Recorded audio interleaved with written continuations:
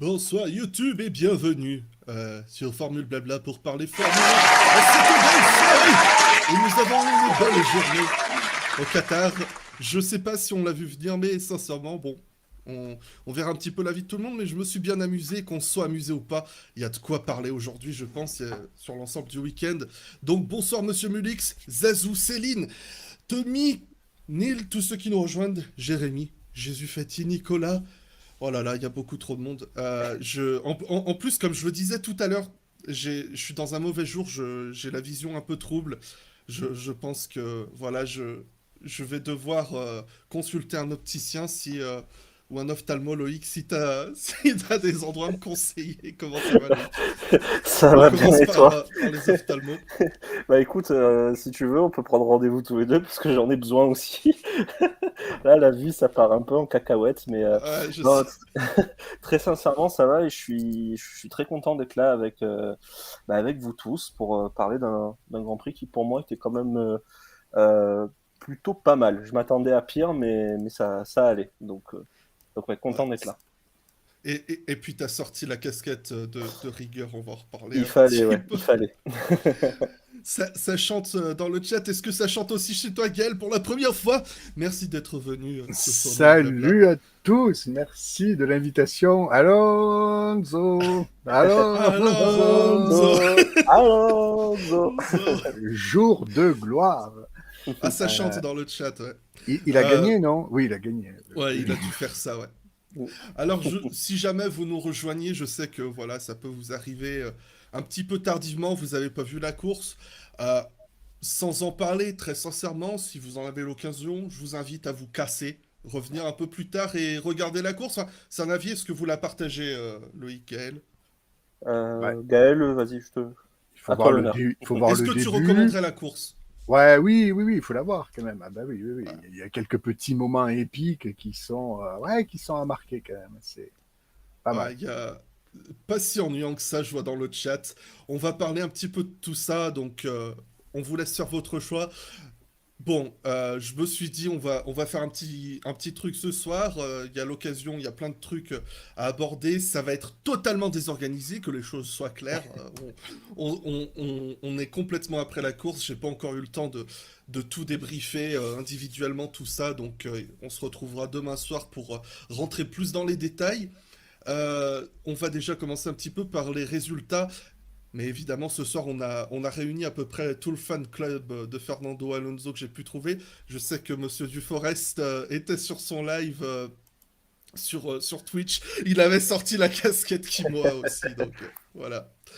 Alors, pour parler un petit peu de ces résultats du jour, c'est une nouvelle victoire de Lewis Hamilton assez dominateur ce week-end. Mais pour la suite, on a eu du coup un petit peu de dynamisme avec Max Verstappen qui termine deuxième avec le meilleur tour en course. Je pense qu'il nous a fait une belle remontée, on pourra en parler un petit peu plus tard. Nando Alonso, premier podium depuis la Hongrie 2014, de retour parmi le top 3 en course. Alors, apparemment, il est un petit peu sous enquête, donc on verra ça dans quelques instants, mais pour la FIA, c'est un petit peu comme la victoire de Leclerc, faut pas la mettre sous enquête et faut rien faire après, c'est pour leur bien-être, c'est pour leur bien-être. Ce n'est pas une menace, c'est un avertissement.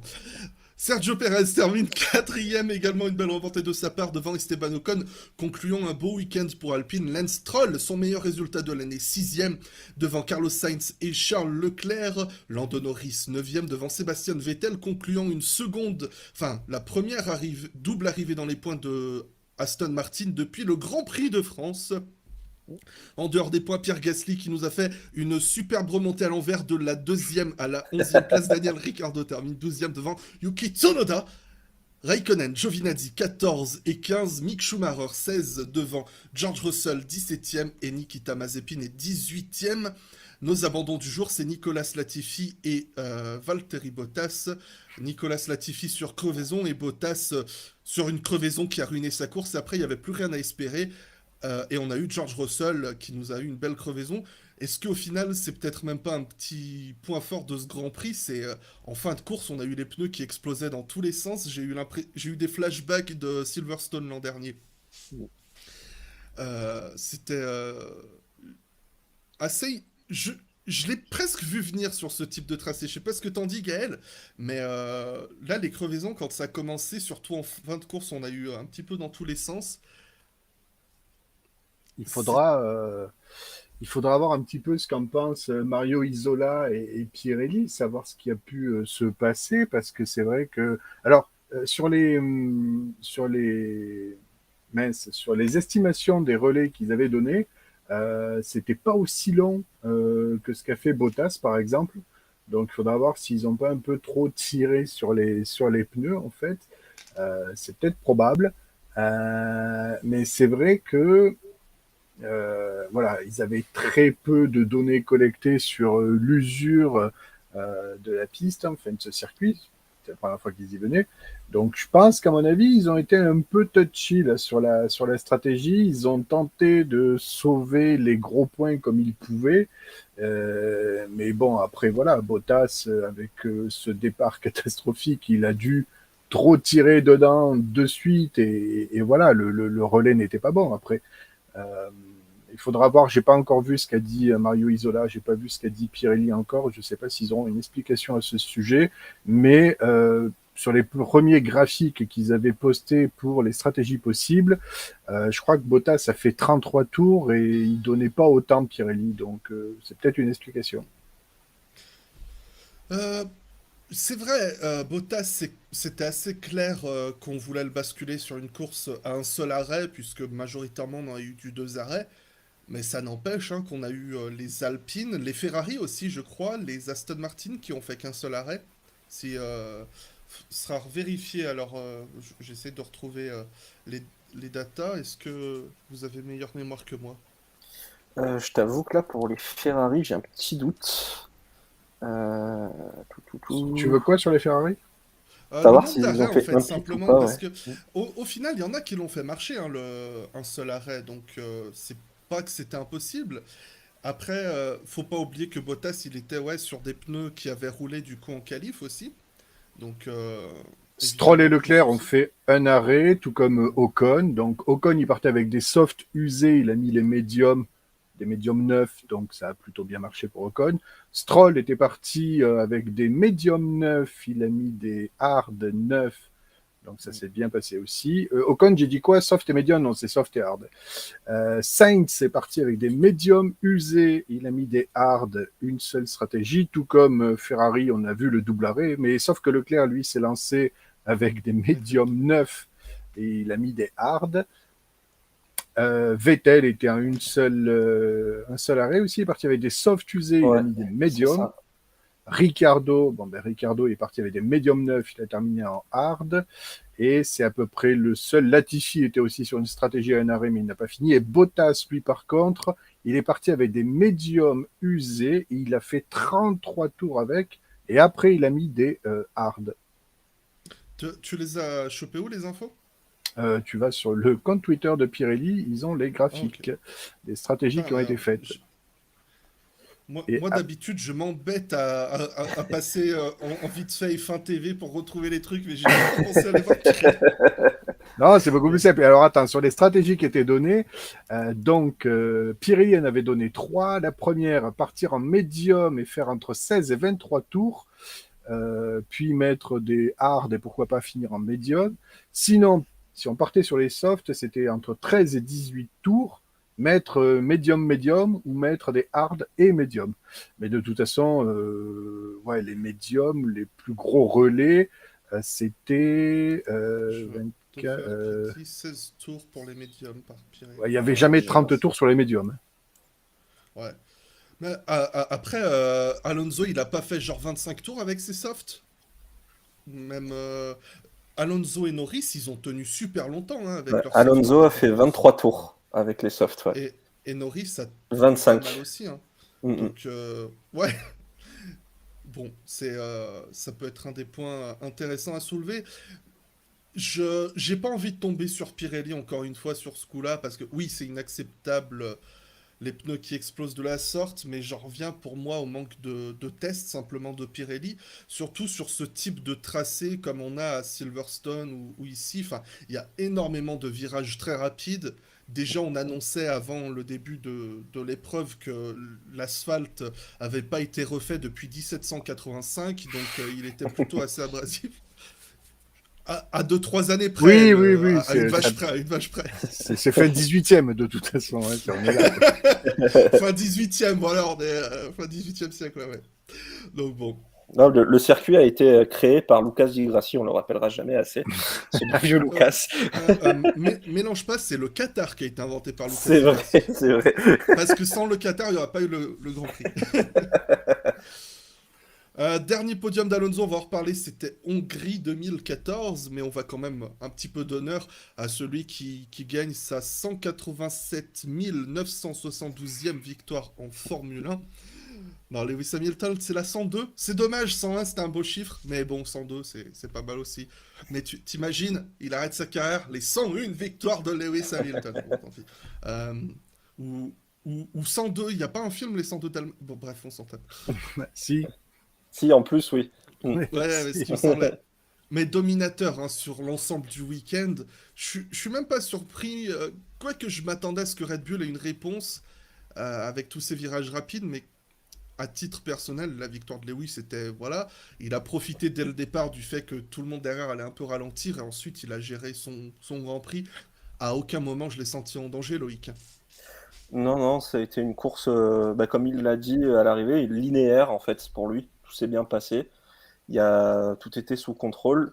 Moi, ce qui m'a fait réaliser à quel point quand même le boulot fait par Mercedes sur ce week-end et par Lewis Hamilton était quand même assez fort, c'est que de ce que j'ai compris, du coup, en fait, il n'avait pas le moteur du Brésil dans la Mercedes, c'est-à-dire qu'en gros, le moteur du Brésil, il est réservé pour l'Arabie Saoudite et Abu Dhabi. Et D'ailleurs, j'y pense, il a eu un problème avec son moteur en essai libre 1 ou 2, je crois. je t'avoue que les essais, j'ai pas eu le temps de trop les Il regarder. s'est plaint Ou d'un alors je suis manque de juste rattrapé, puissance, mais je pense qu'à mon avis, c'était peut-être une ils question l'ont de cartographie ou ils l'ont c'est pas bon. changé, ouais. Ouais, le D'accord. moteur, il allait bien quand même.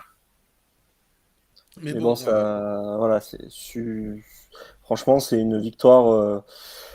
Quelque part, j'ai envie de dire à la Hamilton chez Mercedes, quoi, tout en contrôle. Et comme tu l'as très bien dit, Mick, il a jamais été vraiment, voire même pas du tout. Enfin, moi, je l'ai jamais senti en danger pour la victoire, hormis une éventuelle crevaison ou un éventuel problème ou une safety car qui tombe au mauvais moment. Mais ça, on n'est jamais à l'abri. Mais sinon, à la régulière, il y avait Lewis, ensuite il y avait Max et ensuite il y avait les autres. Donc, pour changer. pour changer. Ouais. Il nous a presque fait aujourd'hui ce que Verstappen a fait au Mexique ou quoi. Enfin, c'était. Après, ma question, c'est est-ce que si Verstappen était parti en deuxième position, la course aurait été plus disputée pour la victoire? J'ai l'impression que les deux maîtrisaient leur course en fait, mais qu'ils étaient tellement loin l'un de l'autre qu'il n'y avait pas grand-chose à espérer. Et c'est vrai que c'est pratiquement pour revenir à un point initial, mais ce n'importe quoi qualificatif. euh, on a eu donc Gasly qui a eu une crevaison pendant son dernier tour en Q3, drapeau jaune. Bottas, Sainz et Verstappen qui améliorent. Sainz ne prend rien, Bottas 3 places de pénalité, Verstappen 5. Alors il y a un semblant de logique derrière, dans le sens où Verstappen est passé derrière des doubles drapeaux jaunes, Bottas c'était juste des drapeaux jaunes, donc ça coûte moins cher. Mais là, je vais te lancer dessus, Gaël, je sais pas, mais vraiment, pour moi, c'est normal hein, de pénaliser les gars quand ils passent trop vite, drapeau jaune, tu dois ralentir, point barre. Mais mon ressenti, c'est que c'est encore une fois un n'importe quoi FIA-esque dans la manière dont ça a été géré. Ben, disons que j'ai l'impression un peu que la FIA désormais attend un petit peu ce genre d'incartade des pilotes et se laisse le temps de la réflexion. Mais le temps de la réflexion de quoi, les gars, vous êtes la FIA, vous n'êtes pas là à faire des clics à pute, hein, parce que c'est ça le truc en fait. Hein. Ils essaient de retarder au maximum les annonces. Alors, bon, nous, on est bien cons, on est bien gentils, on fait un article, ah oui, la décision arrive demain, allez, vas-y que ça clique dessus. Et puis le lendemain, ah, Verstappen est pénalisé, vas-y que ça reclique dessus. Euh, je le 2 heures fais avant parce la qu'il course en plus. c'est Hein. ça, je le fais parce qu'il faut le faire, mais franchement, moi, ça me gonfle d'une force. Donc j'ai l'impression que vraiment la FIA, ils font leur propre clic à pute, quoi. C'est juste extraordinaire. Il n'y a pas besoin de 3 jours pour prendre une décision, quoi. Ni un jour, ni 24 heures, quoi. Il y a un règlement et puis c'est tout, quoi. Donc après, les pénalités, là, elles sont justes, mais pourquoi annoncez-nous-les 5 minutes avant le départ aussi. Non, mais Ouais. c'est n'importe quoi. C'est ça qui est vraiment n'importe quoi. Tout comme les décisions qui ont été prises auparavant, après le Brésil, etc. Enfin, à un moment donné. Et puis, je pense que vraiment, les fans de la première heure, je pense que ceux qui ont du mal un petit peu à comprendre tous les mécanismes de la FIA, entre le règlement sportif, le règlement technique, etc. Certains qui le prennent un peu légèrement ont l'impression que c'est magouille et compagnie, alors que honnêtement, non. Mais il y a plusieurs degrés de fans et de spectateurs qui regardent la F1 et je trouve que c'est dommage que la FIA mette une pièce comme ça dans le jukebox pour essayer d'éventuellement enrayer la machine. Alors, tu as ceux qui vont penser qu'il y a du complotisme et oui, un coup on essaie de privilégier Red Bull, un coup Mercedes. Non, ne tombez pas là-dedans. Franchement, non. C'est juste la Ne FIA confondez pas qui... l'incompétence pour du favoritisme. C'est ça, c'est exactement ça. À un moment donné, Bien résumé. je crois que Non, mais je suis méchant. Michael Masi est un fan absolu de Formule 1. Je crois qu'on ne pourra pas lui reprocher. Je pense que d'ailleurs, il aime tellement la Formule 1 qu'il doit vouloir un petit peu s'inspirer de ses aînés. Il doit adorer les Bernie Ecclestone. Il doit adorer tous les C'est grands toi, hommes tout qui ont fait ça. la... Voilà, il doit adorer tous les grands hommes qui ont fait la Formule 1. Et il est arrivé là. Bon, malheureusement, on le sait, suite au décès bien malheureux de Charlie Whiting. Mais il est arrivé là. Donc, entre guillemets, il se sent un peu privilégié parce que, bon, c'est le directeur de course de la FIA. Et désormais, c'est un gamin qui assiste à des courses et il a un jouet entre les doigts et il est content parce que il y a du spectacle, il y a des rebondissements, ça y est, on a réussi Regarde, un peu. ça fait un drapeau jaune. Drapeau rouge. Drapeau vert. Non mais Michael Masi, je crois qu'il est devenu passager de son siège, quoi. Il est content d'être là. Je dis pas que c'était une mise en scène, un petit cirque quand il a pris son talkie-walkie et qu'il est Ouais. parti remettre les Tech Pro au Mexique. Mais quand même, il a voulu créer une image en fait, et c'est ça un peu que j'ai tendance à lui reprocher. Il a envie de Ouais, ça marquer, comme. oui, je crois qu'il a envie de marquer la F1 de son empreinte, mais beaucoup plus rapidement que au regard de son expérience depuis quand il est là, quoi. Enfin, je veux dire, il aura le temps peut-être de marquer la F1, mais marque la F1 avec des décisions cohérentes, rapides, et voilà, quoi. Pas besoin d'aller embrouiller les fans, quoi. Alors merci Kobe Bryant, bonjour à toi, qui nous demande ce qui arrivait à Gasly. Alors, Et pour lui-même ne le sait pas. rien de Ouais, spécial. c'est Il y a, ça. y a rien de spécial, c'est juste qu'il a chuté pendant la course. On en reparlera un petit peu après, mais pour la faire courte, il a fait marche arrière pendant le Grand Prix. Non, mais c'est à peu près ça, Il a, sincèrement, c'est il a Ouais, tenté mais les, il a tenté un les, glitch. ouais, les deux AlphaTauri, elles marchaient pas, elles sont arrêtées très tôt, tout ça. Gasly s'est cru Mais dans Ready Player One, tu sais, la course à la DeLorean. Il fallait faire marche arrière pour gagner, je en l'ai pas fait. vu, d'accord. Mais ceux qui ont vu le film, ils ont la ref. Ouais. Bon, c'est peut-être à peu près ça, mais bon, pour en rester sur le cas de Mercedes, bon, c'est au final pas une grande surprise de les sentir en forme ici. Pour la victoire d'Hamilton, comme on l'a dit, bah, il a géré son Grand Prix de main de maître. Pour ce qui est de la course de Bobo, alors il y avait eu cette pénalité. C'est vrai que moi, le truc que j'ai envie d'adresser à ce sujet, c'est d'arrêter de complexifier les choses de la sorte. Parce que depuis la dernière fois où qu'on était déjà à... Oh, je sais même plus quel Grand Prix on a eu la semaine dernière, il y en a trop. Brésil. Merci Brésil. Il y avait eu une note de direction de course pour le week-end, qui était valable ce week-end aussi, qui impliquait que dès l'instant qu'on aurait du double drapeau jaune en essai libre qualification, ça annulerait automatiquement le temps des pilotes qui passeraient à proximité. Et très sincèrement, pour moi, c'est quelque chose qui devrait exister tout le temps, depuis toujours, et même pour des drapeaux jaunes simples. Pourquoi? C'est ce que j'essaie d'exprimer et qui a peut-être été mal entendu sur Twitter. C'est qu'un pilote de course, tu le mets en qualification, il doit faire le tour le plus rapide du monde, et il voit un drapeau jaune qui lui demande de ralentir. rien à foutre. Il veut faire, Il va il pas veut le faire. partir premier, tu sais. Mais Ouais. voilà, enfin, il va faire, allez, hop, tac, lift and coast pendant une demi-seconde, j'ai perdu 3 centièmes. Voilà. J'ai ralenti. C'est pour ça que je trouve ça ridicule et c'est dangereux en fait. Alors que si tu dis à ton pilote, ok, drapeau jaune, le mec il va jurer à la radio parce qu'il sait que son temps va être décompté, tout simplement. Et ça va être frustrant et énervant, mais si tu as envie de jouer la carte de la sécurité à fond, pour moi, c'est déjà ça ne lance pas des débats stupides sur quel pilote a ralenti. Déjà, si vous vous souvenez, à Bahreïn, ça a commencé comme ça en Q1 parce qu'on a eu je sais plus quel pilote qui nous a fait un peu la toupie en fin de Q1 et, euh, et on a eu à peu près des pilotes qui sont passés, on a eu des Ocon qui ont ralenti qui sont pas passés et il y a Vettel qui s'est pris 5 places sur la grille, enfin c'était un peu n'importe quoi. Je t'avoue que le Grand Prix de Bahreïn, j'ai l'impression qu'en fait, il a eu lieu il y a 2 ans. Il y a tellement eu de Grand Prix que je me souviens même plus le début de saison, ce qui s'est passé. Ouais. Bon bah je rappelle de vieux souvenirs, tu vois, c'est pour dire à quel point on a eu une saison longue. Ouais. Euh, mais voilà, c'était à peu près mon coup de gueule sur ces affaires. Simplement, si tu veux éviter qu'il y ait du gros n'importe quoi comme on a eu, t'annules les temps et puis point barre, quoi. Ça, c'est aussi simple. Mais je ne vais pas me plaindre du fait que Bottas et Verstappen avaient des places de pénalité sur la grille parce qu'ils ont fait le show en début de course, hein. Bottas, mauvais départ, encore une fois, mais j'ai l'impression que je veux pas totalement coller ça sur d'autres Bottas, dans le sens où souvent cette saison on a eu les Mercedes qui n'ont pas pris des départs assez incroyables, même si sur les dernières épreuves on a vu Hamilton et Bottas qui avaient de bons départs. Là c'est reparti dans le mauvais sens, alors j'ai pas d'explication particulière dessus, j'essaye de faire un lien avec tout ce que je constate. Mais après, il s'est plutôt bien rattrapé en rythme de course. Il a toujours du mal, un peu pour moi, à passer dans le peloton si on le compare à Pérez, qui était à peu près à la même position en début de course. Pérez a évolué beaucoup plus rapidement que Bottas, mais au final, ça m'a pas surpris. Et ensuite, j'ai trouvé qu'il gérait plutôt bien son rythme de course.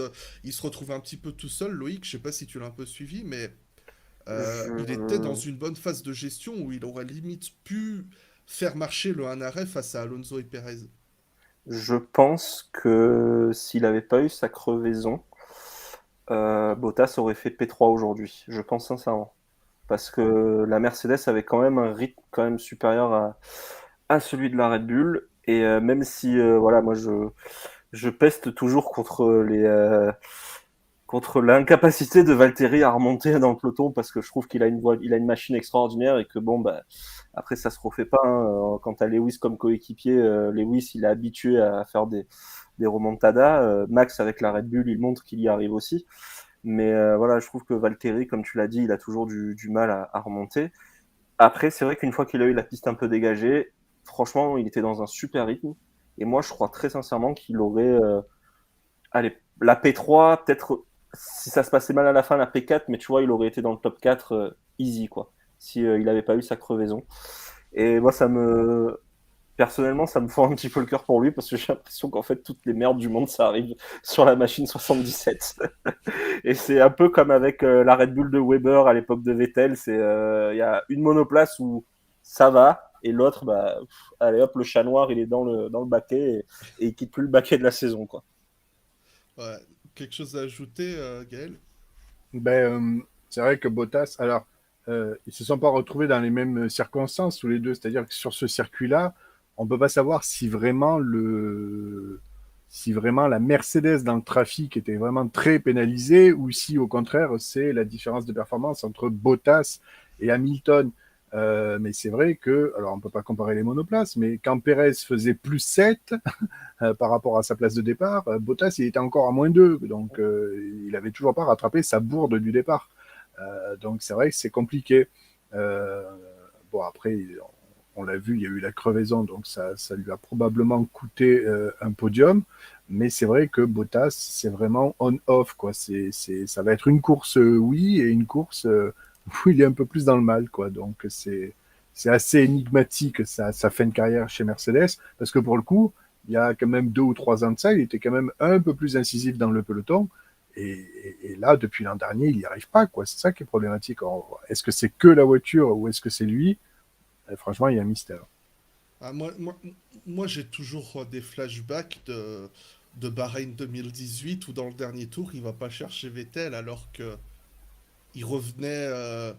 Enfin, Vettel était à l'agonie, hein. Hmm. Et Bottas, enfin, il a une chance d'aller chercher le truc et c'est pour aller chercher une victoire, quoi, qui aurait été sublime parce qu'il remontait comme un canon. Et puis il fait ah, je vais te doubler, ah, j'ai perdu du temps, ah, reviens! Et il a gagné. Ça, je, je caricature, mais c'est un petit peu trop souvent que j'ai l'impression de voir Valtteri. C'est dommage, mais en termes de rythme, encore une fois, j'ai aussi rien à lui reprocher, hein. Là, en qualif, il est là. Quand il est seul, quand il n'y a personne devant lui, il tient le rythme. Euh, et en termes de remontée, septième Verstappen sur la grille. C'est Ouais. ça, hein? Et À la fin quatrième à la fin du... du premier tour. Voilà. Et à la fin, en combien de temps il s'est retrouvé deuxième? Enfin, deux, Deux, trois tours. trois tours, ouais, je crois. Ouais, 4-5 ouais, 4-5 tours, je crois. On n'a même Mais pas relevé, mais en fait, non, il Bottas a partait devant 5 lui, hein. tours. Ça a mis 5 tours, je crois, avant de Il revenir a, il deuxième. a, il a perdu un peu de temps derrière Gasly, je crois. Et un peu Gasly. Et en fait, au départ, il y a Alonso qui le tasse gentiment comme un, comme, un peu comme un malpropre. Ah, Mais, c'est Alonso. voilà. Mais non, mais oui, il fait. Enfin, je crois que c'est Daniel Ortelli d'ailleurs qui a retweeté un truc comme ça, mais en gros, Lewis et Max, tu peux leur mettre 7 places de pénalité, ils vont faire 1 et 2 quoi en fait. Tellement il y a voilà, C'est ça qui est beau. finalement c'est juste que ça rend le côté un peu plus épique dans leur combat, mais c'est là on a vraiment affaire à deux martiens qui sont sur leur planète et moi je suis pas surpris d'avoir vu Max remonter aussi facilement quoi. Ben, aujourd'hui, on a vu de la Formule 1 et de la Formule 1 1,5, quoi. Ouais, c'est ça.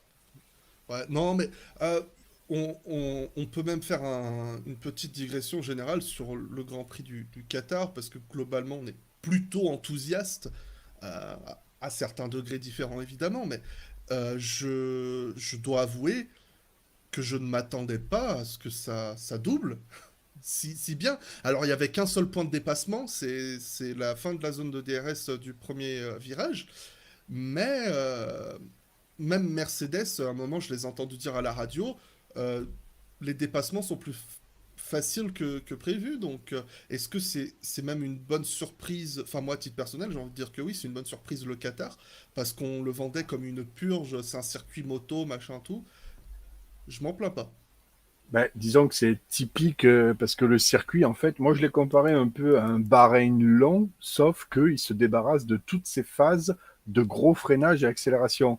Et avec ces Formule 1-là, c'est typiquement ce qui condamne toutes les opportunités de dépassement. C'est-à-dire que les Formule 1 freinent au panneau trop tard et elles prennent le virage quand même. Elles accélèrent et puis bon, derrière, ça peut pas suivre parce qu'on sait très bien que dès qu'ils arrivent à recoller une seconde derrière, ils crament les pneus.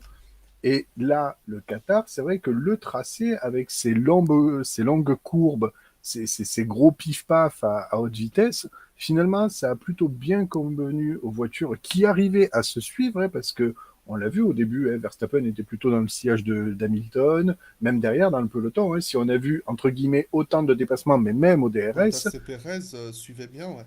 eh bien voilà, c'est parce que ça arrivait à suivre. Donc l'enchaînement des courbes rapides comme ça, c'était très bien pour, entre guillemets, le spectacle et ces monoplaces-là, mais je dirais même plus, à mon avis, ça va encore mieux convenir, et c'est peut-être pour ça qu'ils ont signé le Qatar, ça va peut-être mieux convenir au Formule 1 de 2022, quoi. Alors, le Qatar, on l'aura pas l'an prochain, mais à nouveau en 2023. Mais je pense que c'est typiquement le circuit qui convient mieux, enfin, qui pourrait mieux convenir aux futures monoplaces, au même titre que Abu Dhabi s'est débarrassé de ses chicanes et a fait des épingles que l'on va pouvoir négocier peut-être à deux voitures. On a vu les pilotes au virage 1 qui ont essayé des extérieurs donc, et qui ont même doublé à l'extérieur. Donc c'est typiquement la philosophie qui va être appliquée pour les F1 de 2022. Mm. Ah, enfin, moi, ça m'a évoqué la défense d'Ocon en fin de course sur Perez, où bon, il perd la place, mais après, Et il retourne. On en parlera après. Ouais, il arrive quand même à aller chercher le truc. Alors, quand Oui, tu sais qu'il y avait à peu près 1,5 seconde de différence de rythme, tu peux imaginer que s'il en avait un peu plus dans la voiture, Ocon, il aurait pu défendre plus longtemps, quoi. Donc et ça, c'est grâce au tracé. Tu mets un freinage à 90, jamais Ocon peut se retrouver à essayer d'un petit peu lécher la voiture de Pérez au virage d'après, quoi. Si vraiment c'est un casse-vitesse, c'est fini, Pérez s'en va. Et là, d'avoir vraiment ces courbes rapides, le pilote peut essayer d'essayer de continuer à garder le sillage du concurrent, à lui mettre la pression. Et si tu arrives à mettre la pression et que le concurrent craque sous la pression, tu peux regagner une place. C'est aussi ça, hein, le sport. Mais sur d'autres virages où effectivement on a des virages qui cassent les vitesses et que c'est qu'une succession d'accélération-freinage, avec ces voitures-là, ça marche pas. Oui, il est prévu qu'il y ait un nouveau tracé spécial F1 dans le futur. Alors, on ne sait pas si c'est pour 2023, je crois, mais c'est un projet qui va être mis en place, la construction d'un nouveau Grand Prix, d'un nouveau tracé au Qatar pour la Mais F1. parce que la F1 a un contrat avec le Qatar, mais pas avec le circuit de Losail, en fait. D'où Et de le 10 ans. nouveau circuit. Alors, Et de 10 ans. euh, on- on- alors juste, j'en profite pour glisser un petit mot pour les replays. J'ai épinglé dans le chat, j'ai fait une chaîne YouTube spéciale pour remettre tous les replays, donc ça partira dessus après. Comme ça, ça permet de trier un petit peu ce qui se passe ici et de garder les contenus beaucoup moins roue libre, euh, trademark, que Copyright. voilà, copyrighted. J'ai dit à Damien que chaque fois que j'utiliserai le mot roue libre, je glisserai un copyright. Mais tu sais que sur Galaxis, on a une émission qui s'appelle En roue libre aussi. Bon, ça fait pas du tout. Oui, oui, je sais. Ça traite pas du tout des Ça n'a sports rien à mécaniques, voir, mais voilà. mais je trouve que ça passe tellement bien pour une chaîne de F1 roue libre. Ouais, grave. Alors, le tracé de Jeddah est officiellement prêt. C'est ce qu'on a vu D'après à Gaël. d'après eux. Champagne. D'après eux, mais il est prêt. Alors non, pas champagne, parce que... Mais, Non, on peut pas. euh, C'est vrai. au gazifié ou ce que tu veux. Mais ouais, il est prêt. Alors est-ce qu'il y aura encore des échafaudages? On verra, ça va Oui. être la surprise, mais le truc est prêt. Donc voilà. Ils vont coller 2-3 feuilles de palmier, on verra que dalle. Euh, c'est- La petite plaque d'égout qui reste sur le circuit, tu vois, allez hop, on met tu mets de la trois peinture petits feuilles, dessus, là. c'est fait. Non, non, mais bon, on est mauvaise langue, on est mauvaise langue. Verstappen, donc je disais, très bonne remontée. Au final, pas plus intéressant que ça, sa course, pas plus que celle d'Hamilton au final. Il a fait exactement le boulot. Il prend le meilleur tour, mais il a même pas eu besoin de s'arrêter au stand. Enfin, finalement, ça l'a aidé pour l'assurer. Mais je sais pas si vous avez vu le temps qu'il a sorti. Je crois qu'il est 1,2 seconde plus rapide qu'Hamilton, hein, Ben, et avec des pneus autant usés.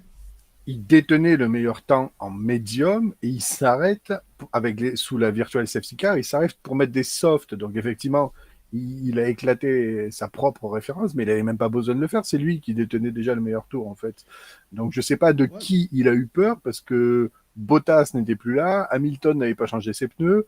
Euh, je pense qu'ils ont pris un léger risque là, mais bon, tant mieux, ça a marché. Mais Mm, oui, voilà, c'est pas volé, mais non, mais même juste son temps qu'il a fait, il l'a sorti en plus en plein milieu, pleine fin de son relais en médium, son troisième relais du coup, et il le sort comme ça, quoi. C'est même pas sur des pneus particulièrement neufs, il te sort un temps, parce que autant il s'est changé le meilleur tour avec Lewis, mais là, à un moment, il a dit, tac, je fais le meilleur tour, Ouais, il a claqué un temps de malade, et enfin, voilà, c'était enregistré. Euh, Checo Pérez, qui marque 12 points importants aujourd'hui aussi. Grosse déception hier, j'ai pas compris pourquoi, après un début de week-end si prometteur, il s'était autant foiré en Q2. Mais là, sa course, je la trouve excellente. Pour moi, il perd le podium sur une stratégie de Red Bull qui était plus conservatrice. Parce que même lui a dit, enfin après, lui a dit ça vaut ce que ça vaut, hein, mais pour lui, il y avait moyen d'aller au bout avec de pas faire de second arrêt au stand, grosso modo, parce qu'il avait la troisième place en main. Il s'est réarrêté en fin de course à 12-13 tours de la fin, je crois. Et il a dû repasser tout le monde et il a perdu pas mal de temps. Donc il perd le podium, mais au final, il assure quand même 12-0 face à Bottas. Ce qui est plutôt important là, au championnat constructeur, du coup. Red Bull sont bien revenus, si je le retrouve. Voilà, il y a 5 points entre les deux, Loïc. Ouais, et franchement, ça. Mais j'ai l'impression, tu vois, là tu parlais de Pérez, j'ai pas compris la qualif. En fait, j'ai l'impression qu'il y a beaucoup de pilotes qui n'ont pas compris leur performance ce week-end. Parce que Leclerc, il n'a pas compris ce qui lui est arrivé en qualif en Q2. Et en C'est une course, question de Gasly, châssis, je crois. je crois que c'est une question de châssis, ouais. Ouais, ils lui ont changé le châssis entre la qualif et la Et course. la qualif et la course. Et Gasly, par exemple, aujourd'hui, il n'a pas compris pourquoi il a dégringolé autant. Alors, il a dit que il y avait un peu de surchauffe au niveau des pneus avant. Donc, bon, ça, ils essaient encore de trouver pourquoi. Mais en tout cas, Pérez, malgré une qualif où on ne comprend pas bien ce qui s'est passé, il est encore là en course.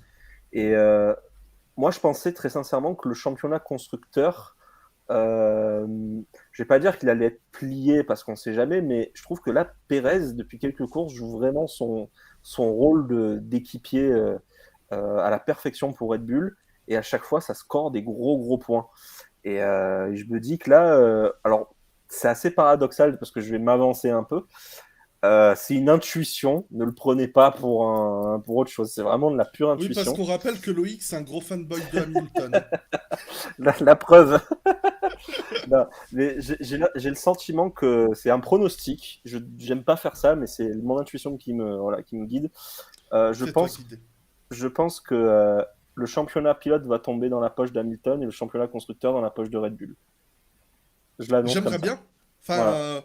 ou que ce soit dans l'autre sens. Enfin, j'aime bien cette idée des championnats un peu Mm. inversés parce que c'est toujours un peu, ouais, un peu marrant. Alors, je regarde hein, les dernières courses. Je vais essayer de faire des maths rapides, ce qui n'est jamais très réussi chez moi. Ça fait 45 et 24, ce qui fait 69 points pour Pérez sur les 5 dernières courses.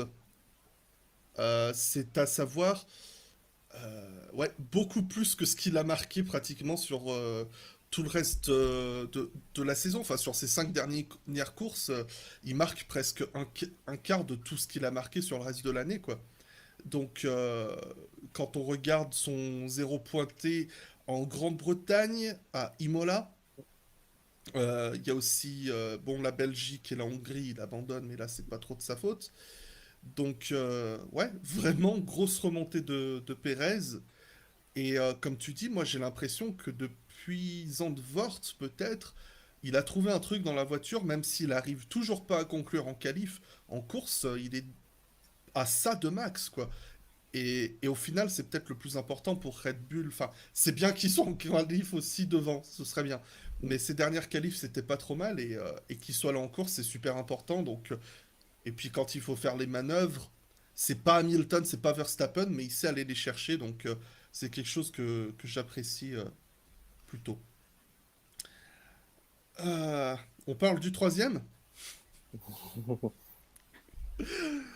Non, mais Nando, bon, il bénéficie de 2 places sur la grille suite aux pénalités de Bottas et Verstappen. Le voilà donc troisième sur la grille de départ. Mais déjà, il a sorti une sacrée qualif pour se placer là. Et en course, j'étais estomaqué, sincèrement, à un moment, de voir juste l'écart. Euh, Tu voyais Gasly et Norris. Théoriquement, Norris et une McLaren, bon, elles ont l'air éclatées depuis quelques Grands Prix. Et Gasly en AlphaTauri, il y avait de manière assez évidente un avantage en leur faveur, pour moi en tout cas. Et en début de course, et même face à Perez quand il revenait, je voyais les écarts, je voyais les temps autour. Alonso, il tenait. Et comme on le mentionnait, 23 tours avec ses softs. Il a réussi à les exploiter pendant toute la durée de ce premier relais. Et évidemment, s'il l'avait terminé derrière Perez et Bottas, il n'y aurait pas de honte. Mais pour moi, il a fait déjà pratiquement tout le boulot dans le premier relais, Gaël. Bah déjà, il a fait un gros boulot au virage 2 parce que Ah oui, Alonso, parle-en, ouais. Alonso et ses départs, faut en parler quand même parce que c'est juste quelque chose, c'est une masterclass. Alonso, ça fait des années qu'il enrhume tout le monde au premier virage à Singapour. C'est exceptionnel ce qu'il fait à Singapour. Moi, ça m'a toujours choqué. En Euh, 2017, d'ailleurs, il se fait bien réenrhumer derrière. Ouais. Mais sinon, quand tout va bien pour lui, c'est vrai que les premiers départs dans ces espèces de courbes où il faut amener de la vitesse, Alonso, c'est quelque chose. Alors attention, il y a la Russie cette année, on se calme. Ah non, non, mais moi je le mets dedans, hein. Je le mets dedans sans problème. Non, mais c'est Non, vrai mais c'est que, vrai que je me permets même d'étendre, Gaël. J'ai même parlé de premier tour plus que de départ, parce que ouais, même des fois, euh, c'est pas tant l'envol ou quoi, c'est juste qu'il arrive à comprendre comment se faufiler. il comprend la trajectoire. Parce que si on regarde bien, bon, Hamilton est sur le côté propre de la piste, il part en médium, tout le monde derrière part en soft, enfin du moins Gasly et lui. Mais bon, déjà, il faut combler l'espace, et ce qui n'est pas si facile parce que quand même, la piste, elle est un peu tricky, quoi. Il y a un peu de sable, voilà, on n'a pas l'adhérence maxi, donc déjà, il faut pas patiner, il faut bien partir. Il faut se mettre dans la bonne température d'exploitation des pneus. Donc tout ça, c'est quand même pas évident. D'ailleurs, on a vu que Hamilton a fait exprès de ralentir tout le monde sur la grille parce que lui était en médium et derrière était en soft. Donc il s'est dit, on va faire le tampon pour éviter que mes pneus ne refroidissent pas de trop. Donc ça, c'était plutôt bien. D'ailleurs, c'est juste marrant ce jeu parce que j'ai l'impression que ça remonte là au Mexique il y a deux courses. Quand Oui, ils avaient verrouillé la première ligne avec Bottas et que derrière les Red Bull avaient bien pris leur temps pour se placer sur la grille et du coup bah perdre pas mal en température et ensuite à Interlagos quand tu te projettes sur le sprint Hamilton est bon dernier il prend mais, bien son temps. mais, Il y a, mais il y a eu presque une minute qui s'est écoulée entre Verstappen qui se positionne en P1 et le coup d'envoi du sprint. Il y a c'est presque ça. une minute qui s'est écoulée. Ouais. Il y a eu Waouh. 50 secondes exactement. Donc, mais Mais quand j'adore on... j'adore ces petits jeux un Eh petit oui, peu ben c'est normal. viscères, Ben j'adore c'est ça en normal. Formule 1. C'est normal. Et après, ben Alonso, qu'est-ce qu'il a fait il s'est mis à l'intérieur du virage 1 parce qu'il savait très bien que rien ne pouvait passer.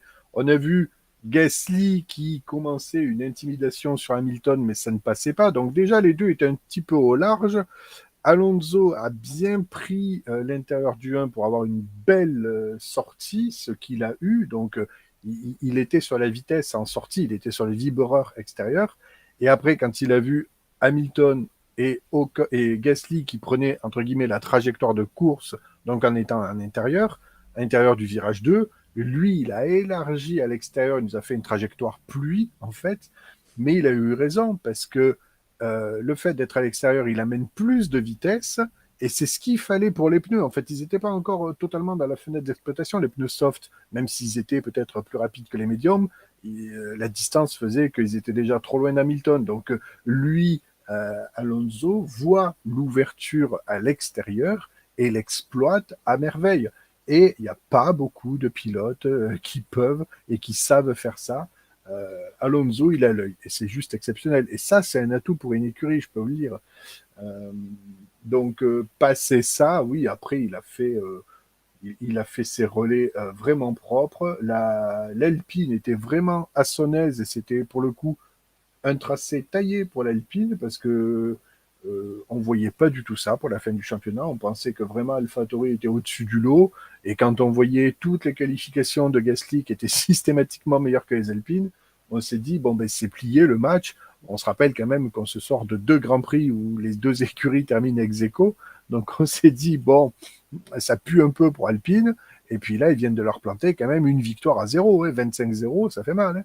Donc, pour rattraper ça en deux courses, ça va être assez dur. Mais bon, voilà, c'est le jeu. Je crois qu'Alpine, ils ont vraiment, voilà, ils ont mis tout bout à bout quand il fallait, et c'est assez exceptionnel. Sur, alors, je vais l'afficher si vous voulez, mais ça, c'est le Valtteri Botanos, disponible sur le shop Formule Blabla en description. Euh, J'essaie de le mettre un peu plus en grand. Loïc, sur un plan, peut-être un point de vue un peu plus émotionnel. Nando sur un podium. Écoute, j'en ai rêvé quand il est revenu Moi cette aussi. saison Moi et aussi. j'ai enfin eu mon podium avec Nando. Non, plus sérieusement, je trouve que la course qu'il a faite, en fait, ça résume ce qu'est Fernando. C'est-à-dire que Fernando, c'est quelqu'un alors, je parle en bossant du coup sur un gros projet autour de ça, donc du coup, ça fait que je potasse pas mal et je le vois aussi, c'est quelque chose qu'il a depuis qu'il est tout petit. Euh, Fernando, c'est quelqu'un qui fait attention au moindre détail et à la moindre opportunité. Et c'est pour ça, en fait, qu'il est aussi fort. C'est que dès qu'il, comme a dit Gaël, l'expression est juste, c'est qu'il a l'œil, en fait. Et la moindre opportunité, Fernando, vous êtes sûr qu'il va l'exploiter directement. Et c'est pour ça qu'il est si fort, peut-être pas sur l'envol même du départ, quoique c'est un super starter, mais dans les premiers virages, il sait toujours où se placer. Et là, il a encore montré en prenant la deuxième place. Et après, ouais, moi, je pensais sincèrement que le podium, ça allait être quand même un peu compliqué parce qu'il faut pas se leurrer, la Mercedes et la Red Bull, c'est quand même. Voilà, il y a la Formule 1 et la Formule 1.5 quand même. Mais voilà, après, au fur et à mesure que le temps passait, je me suis dit, putain, il va le faire ce con. Et, et au final, non, il le fait. Et moi, je suis tellement content pour lui parce que c'est quand même quelqu'un qui a 40 ans, il faut pas l'oublier. C'est un athlète de 40 ans, c'est-à-dire que même à 40 ans, il continue vraiment de sacrifier beaucoup. Et c'est pour ça que les gars comme, je pense à Lewis Hamilton, qui, je crois, a 36 ans, des mecs dans d'autres sports comme LeBron James en basket, Rafael Nadal, Roger Federer, tous ces mecs-là, l'entretien d'un athlète quand on prend un peu de bouteille et un peu d'âge, c'est quand même très important. Et je trouve que moi, il le mérite. Ça me fait plaisir de voir que des mecs comme ça qui ont toujours la flamme et qui sont plus âgés arrivent à aller choper des résultats comme ça. Donc franchement, bravo Fernando. Et tu as fait vibrer le petit adolescent qui t'a regardé depuis quand il était petit. Donc en fait, j'ai eu l'impression dans cette course d'être revenu 15 ans en arrière où je retrouvais le Fernando que je regardais à l'époque, quoi. Donc c'était Ouais. chouette. Mais vu qu'Ocon a gagné dans cette voiture, faire un podium, c'est pas un exploit. Donc, autant pour lui. Ça, je laisse D'ailleurs, libre cours. j'ose me dire que c'est la loose qui soit pas en lutte pour le mondial, Alonso, pour être honnête. Ben, Mais honnêtement, est-ce qu'on peut adresser le fait que effectivement Alpine est c'est leur cas depuis ce début de saison. C'est un petit peu comme Alpha Tauri, mais dans une version encore plus exagérée, que des fois ils vont être là, des fois pas là du tout. Alpine, j'ai l'impression que un coup c'est Q1, le coup d'après c'est P5, tu vois. En termes de dents de scie, ça se place à peu près là, parce que je pense que le, si le line-up Alonso Ocon ne fait pas l'unanimité, je pense quand même qu'en termes de stabilité, les deux sont vraiment assez constants de manière générale dans leur performance. Ocon, pour moi, il a trouvé quelque chose d'assez stable depuis la fin de saison l'an dernier, son retour chez Renault, tout ça. Le début de saison n'était pas brillant, mais la seconde moitié, je l'ai trouvé vraiment régulier. Et pour moi, il continue de le porter cette année, alors qu'Alonso, pour moi, il a eu un début de saison normal, un petit peu en dents de scie, mais après, il a continué à construire dessus. C'est juste que un coup, la voiture est là, un coup, elle n'est pas là. Ce week-end, ces virages très rapides, au final, c'est quelque chose qui semble leur convenir. En tout cas, aujourd'hui, c'était le cas. Donc oui, pour moi, à la régulière, l'Alpine, c'était peut-être la 3 ou quatrième force du week-end. Le truc, c'est que il faut quand même être là pour prendre l'opportunité. Faut pas non plus minimiser. C'est pas parce que tu as une bonne voiture, parce que sans bonne voiture, tu fais pas de gros résultats, que ça doit minimiser la réussite d'avoir fait un premier relais qui était, comme je le mentionnais, pour moi aussi performant qu'un Pérez dans une Red Bull avec des pneus plus frais. Son dernier relais aussi, qui était particulièrement solide. Le second, je l'ai plus en tête, faudrait que je me replonge dedans. Et non, mais même pas, il y a eu deux relais. Il y a eu que deux relais, il y a eu que deux en relais pour fait. Fernando, Mais ouais. oui, Ouais, il a ouais. fait qu'un Mm, arrêt, mm, donc oui, en mm, fait, mm. c'est encore plus...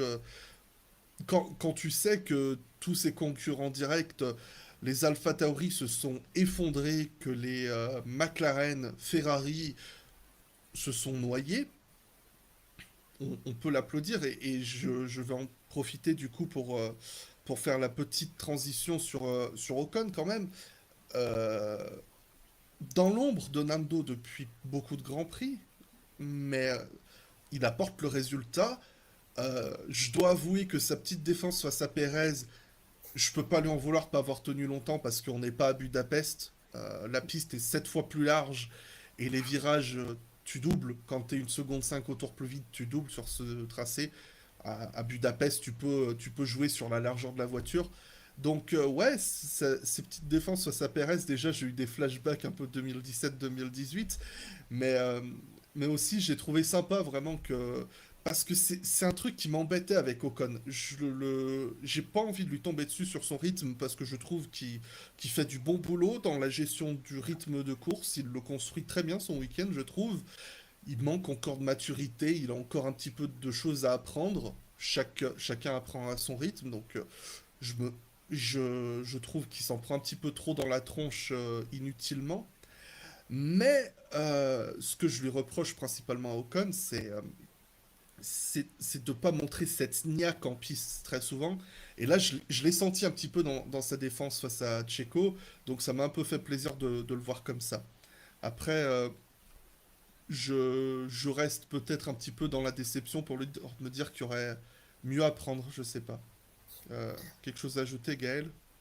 Ben, si tu veux, je rebondis sur Ocon. C'est vrai qu'on pourrait croire que c'est pas un pilote très spectaculaire, mais en même temps, on va dire que la situation de l'écurie ne lui permet peut-être pas d'être spectaculaire dans le sens où, année après année, on attend que Renault Alpine soit en accord avec leurs objectifs, parce qu'ils ne cessent d'année après année à repousser leurs objectifs. On va être troisième, on va être la quatrième force, et en fait, ils se battent déjà pour être cinquième, pour garder la cinquième place. Ils ont récemment annoncé un nouveau plan sur 100 courses pour redevenir une équipe compétitive, donc revenir régulièrement sur les podiums et après sur les victoires. Donc c'est vrai que ça fait beaucoup. Excellent. Oui, qu'est-ce qu'il y a Non, d'excellent? mais le plan sur 100 courses, Oui. quoi, c'est Ah oui, oui, excellent. oui, non, mais oui, bien sûr, ça c'était la blague. Ils ont Mais pas, c'est ils vrai ont pas que, appris les erreurs du passé, hein. mais oui, mais et Ocon, il est dans une position délicate parce que bon, déjà, il faut savoir que c'est le seul avec Leclerc à avoir un contrat jusqu'à fin 2024. Donc, Alpine l'a signé sur le très long terme. Euh, il va falloir que Ocon prenne sa place. Alors, cette victoire, cette année, elle tombe très bien parce qu'une victoire pour un pilote, ben, ça y est, ça lui enlève cette chape de plomb qu'il avait sur les épaules. Quand un pilote gagne sa première victoire en Grand Prix, il se dit, c'est bon, ça y est, je l'ai fait, je sais le faire et je vais le refaire, mais à quel moment on va le refaire? C'est juste la question qui se pose, en fait. Donc, effectivement, Ocon va devoir vraiment prendre sa place et c'est pas évident parce que c'est vrai que en même temps il dispose de l'expérience de Fernando Alonso à ses côtés, mais ça va laisser un vide quand il sera plus là, Alonso. Est-ce qu'il partira fin 2022, fin 2023? On ne sait pas, mais il faut que Ocon devienne un petit peu ce champion en devenir. Est-ce qu'il va y arriver? Ça, c'est toute la question. Mais on est sur du projet très long terme avec Alpine. Donc voilà, cette victoire cette année a été libératrice. Il va falloir que l'an prochain, il y ait encore quelques coups d'éclat. Euh, voilà, on verra ce que Alpine peut faire. Mais je pense que l'an prochain, il faut vraiment que Ocon marque la saison. Un peu comme Gasly l'a fait cette année. Cette année, Gasly a marqué la saison et on s'est dit, OK, c'est bon, Gasly mérite une grosse voiture, il y a la place nulle part et c'est dommage. Mais voilà, Gasly, on a prouvé que ça y est, il était fiable et solide et ça a été libérateur, sa victoire en 2020. Eh bien, il faut que Ocon fasse la même chose. Voilà, cette année, ça a été la big surprise. L'an prochain, il faut que ce soit la confirmation. Alonso part en 2035, si 2038 je même, il sais. me semble. Autant pour moi, autant pour moi. Ouais, non, ça m'étonnerait pas. Euh, Merci Bertrand pour 5 euros. On va pouvoir le chanter ensemble. Alonso! Alonso. Alonso. Alonso, salut les gars, salut Bertrand, merci à toi. Et non, Jocelyn, je ne suis pas parti faire caca, je suis parti chercher ce livre, Euh, Alpine F1 Team Inside, aux éditions Amphora. Je sais pas si vous l'avez, les copains, Oui. Moi, mais vous l'avez peut-être ça vu sera un passer. achat de décembre. Parce que Euh, je suis pas encore famous pour le recevoir. Je suis pas des stars comme Formule Blabla et Gaël, vous savez. Donc, ouais. T'y as zioté, toi, Gaël, ou pas encore? Alors oui, je l'ai parcouru, mais je l'ai pas encore lu. Et pour tout te Ouais. dire, il est dans ma future bibliothèque, dans le futur appart. Donc je l'ai même pas sous la main. Ouais. C'est qu'il y a tellement de pages à lire dedans que faut, faut du courage. Mais je pense que pour ceux que ça intéresse, on doit en apprendre un petit peu plus sur ce fameux plan de 100 courses dont tu parlais. C'est pour ça que j'ai été le chercher. Et si je dis pas une bêtise, je crois que c'est une série en fait, c'est une saga. Donc l'an prochain, il devrait y avoir le Oh, tome 2 et le tome d'accord. 3, etc., etc. Mais voilà, bon, j'en profite pour dire merci aux éditions Amphora pour ça. C'est eux qui l'an dernier m'a fait. Il est juste là-bas, l'histoire de la Formule 1 qui super avait bouquin. été Ouais. édité en France et ouais, ouais. Enfin, après, là, c'est du Maurice Hamilton non, qui n'est pas le petit frère de Lewis, euh, mais qui est un très grand historien de la F1 et qui, voilà, a été traduit en France, produit avec qualité. Donc voilà. Euh,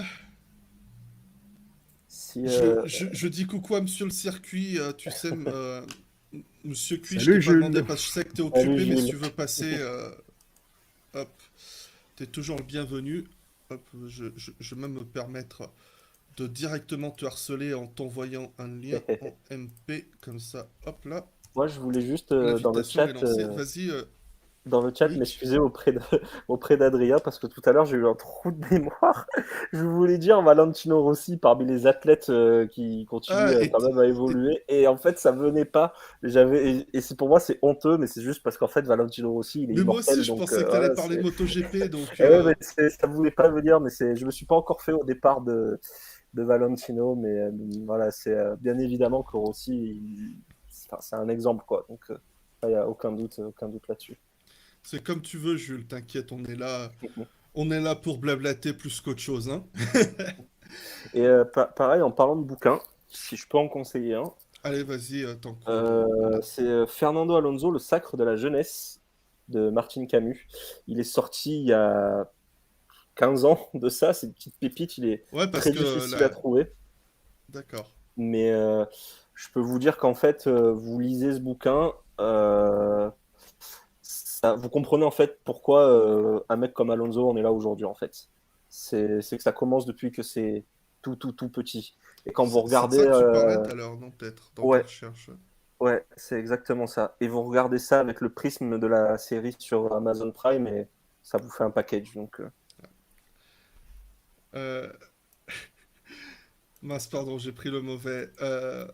Raph qui demande, c'est quand la dernière fois qu'un rookie a fait un podium avant Alonso?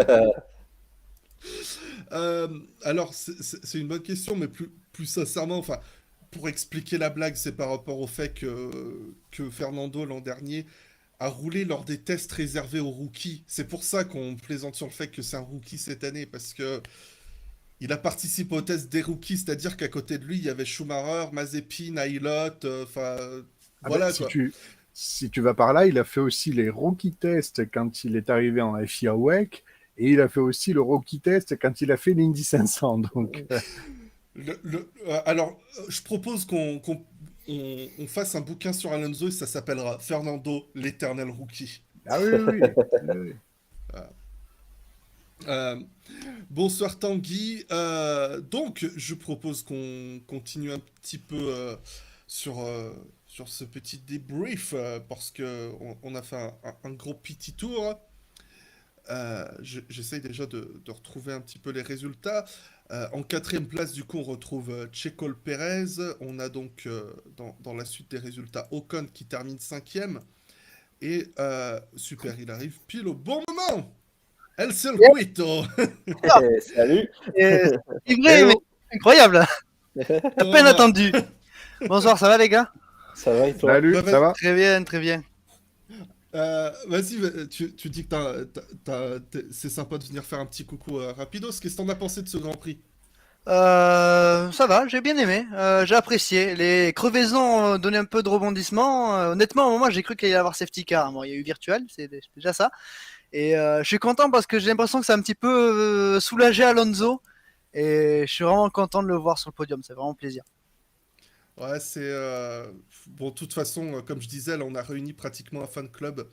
Donc, c'est quelque Ouais. chose, toi aussi, ça te fait plaisir de. Enfin, c'est genre plus personnel où tu te dis, ah, c'est cool qu'il y ait un autre pilote sur le podium cette année. Un peu des deux, un peu des deux. Déjà, personnellement, parce qu'Alonso, on l'a tous connu depuis tout le temps, quoi, j'ai l'impression. Donc, ça fait tellement longtemps qu'il est là. Et un mec quadragénaire qui fait un podium, c'est rare hein, de nos jours. Donc, c'est bien. Et en plus, c'est bien pour Alpine. Troisième et cinquième, c'est un très bon résultat. Et voir Alonso sur le podium, c'est cool, surtout quand ça fait 7 ans. Et on est tous d'accord pour dire que c'est un des meilleurs pilotes de sa génération. Donc, clairement, ça fait plaisir de le revoir sur la boîte.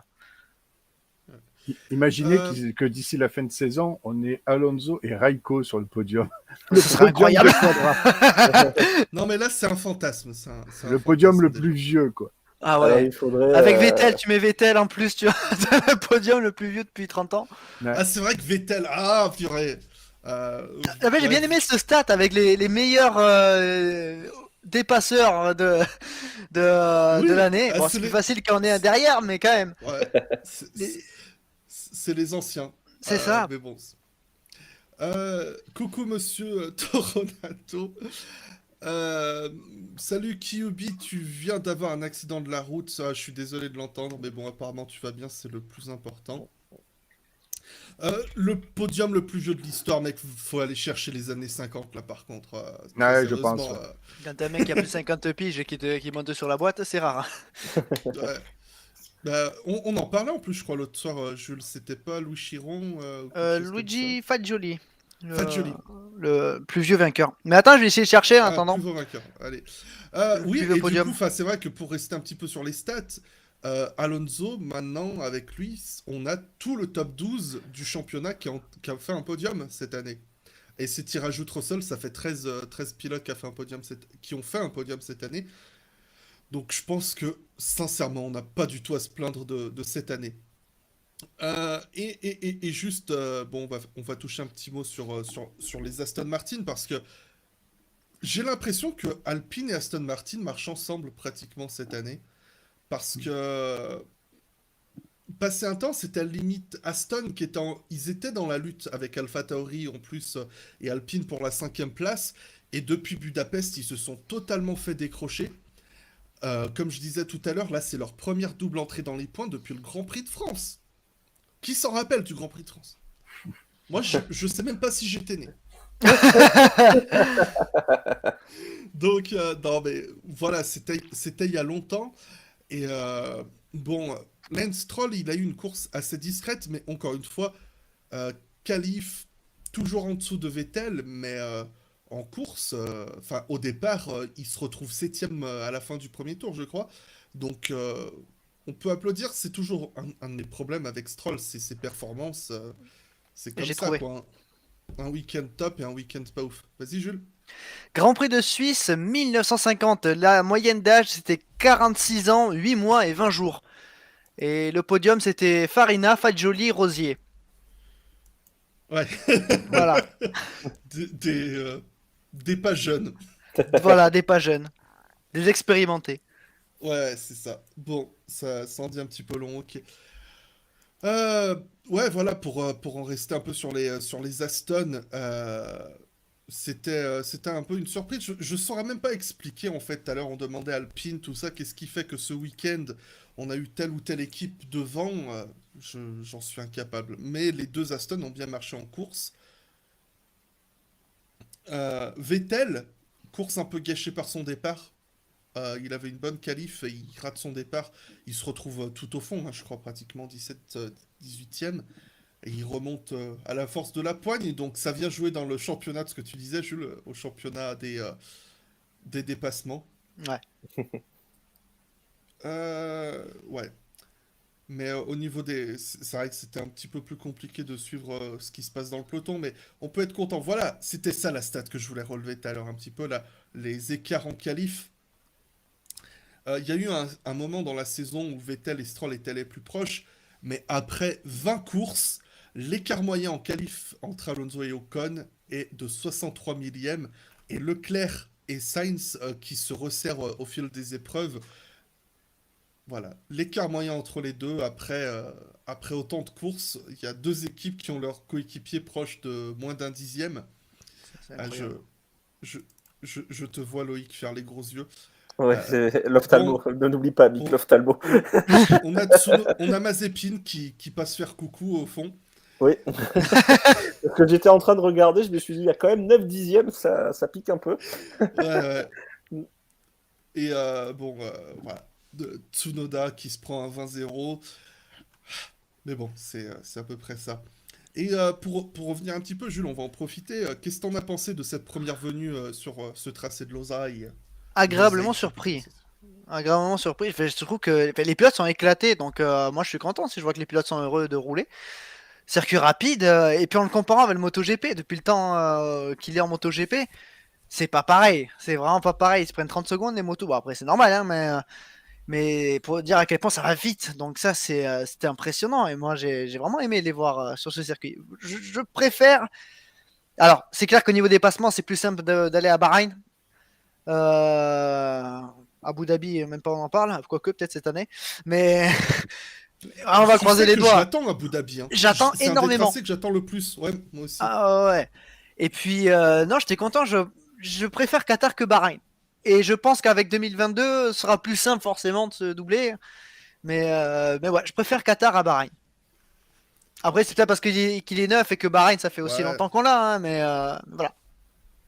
C'est vrai que perso, je serais pas aussi catégorique parce que à Bahreïn, pour moi, il y a toujours quand même plus Ouais. d'opportunités pour se faire la course. Enfin, t'as euh, déjà le virage 1, 2, 3, 4, cet enchaînement, tu peux te suivre. Ouais. Et je sais plus les virages, mais là, le long gauche, long droite qui s'enchaîne.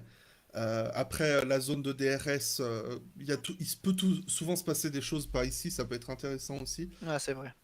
Et puis Sakir, ramener Sakir. Bon, ça c'est, L'outer track. je l'avais beaucoup aimé. Ouais. Sinon, non, rien. Ok. J'ai cru que tu allais dire un truc. Pour les Aston Martin, ça a inspiré quelqu'un cette course ou vous étiez trop obnubilé par ce qui se passait devant? Ah, moi, j'ai été juste à la fin, quand j'ai regardé le classement, je me suis dit, Stroll quand Ah, même. Ouais, c'est. Non, mais c'est. Tant mieux pour lui qu'il les prenne, ces points-là, parce que. Ouais, moi, je, je redis en fait ce que je pense de Stroll, c'est que c'est. De toute façon, quand tu es pilote de F1, c'est que t'es pas un mauvais pilote, mais en fait, Stroll fait partie de ces pilotes que j'ai toujours du mal à évaluer. Parce qu'en fait, j'ai l'impression que plus la course, quand tu regardes les gros résultats dans la carrière de Stroll, plus il en chie en course, plus il réalise de bons résultats. Je pense à Bakou 2017 ou 2018, je sais plus. C'était 2017, il me semble. 2017, son Son podium. podium, Ouais. ouais. Ouais. 2017. La Turquie 2020 où il te sort une pole stratosphérique. La course, franchement, en Turquie 2020, même s'il s'effondre à la fin, il fait quand même une super première partie de course. Et là, tu sens que bon, c'est quand même une course qui est quand même assez quelque part. Enfin, faut le dire, c'est assez compliqué parce qu'elle est fatigante. Hein. Moi, je sais pas si vous avez vu les pilotes à la fin. Ils étaient Lewis, Max et Fernando. Ils étaient quand même claqués sur le podium. Enchaînement de virages rapides tout le long de la course. Et t'as pas de temps vraiment pour respirer, pour te reposer dans cette course. Plus le coup des pneus où il y avait cette incertitude, est-ce que mon pneu va éclater ou pas. Et moi, franchement, je trouve que là, Stroll, c'est bien pour lui qu'il ait fait cette 6e place. Je suis un peu déçu pour Vettel parce que voilà, j'aurais aimé le voir plus collé à Stroll. Mais bon, comme tu l'as dit, Vettel n'a pas fait un bon départ et ça s'est de suite ressenti sur le résultat, quoi. Ouais, parce que c'était une mépanique. Alors là, il y a 9 points entre Vettel et Stroll au championnat. C'est Mais qui est avant, devant? C'est c'est Vettel. Vettel. Mais avant ça, du coup, il y avait, euh, il y avait du coup 16 points d'écart entre les deux, si mes maths sont pas trop foirées. Et quand tu te dis que était à ça, hein, un mug d'avoir une deuxième place en Hongrie, tu te dis que l'écart sera à 34 points. Ce serait moche. D'ailleurs, Vettel sera devant Ocon avec son podium au championnat. Mm. Hongrie. Donc, ouais, c'était bien pour Stroll qui commence à remarquer des gros points. C'est son meilleur résultat cette saison, sixième. Je sais pas si quelqu'un veut ajouter un petit mot sur notre collègue francophone d'outre Attends, Manche. Atlantique. Non, non, Manche. Manche. Outre-Pacifique. Stroll, il est un petit peu Ça va dans le sous-estimé, sens. c'est un peu le problème. Il fait toujours des très très bons départs. Alors attention, il y en a qui vont me dire oui, mais la Hongrie, oui, on se calme. Ça arrive. Ça Ça arrive. arrive. Non, mais Stroll, c'est vrai qu'il fait toujours des très très bons départs. Franchement, revoyez tous ses replays des premiers tours, il fait toujours des très bons départs. Bon, après, au regard de sa position sur la grille et de ce que peut faire son Aston Martin, on va pas se mentir, cette année, Aston Martin, c'était le lancement en grande pompe de l'écurie avec une espèce de reset. Ils sont en train de construire l'usine qui sera achevée fin 2022, c'est-à-dire que la voiture de l'année prochaine, il la développe encore dans l'usine actuelle, et la voiture de 2023 sera encore construite dans l'usine actuelle. Ça sera que la voiture de 2024 dans la nouvelle usine. Donc c'est pour vous dire à quel point le projet il est vraiment sur le long terme chez Aston Martin.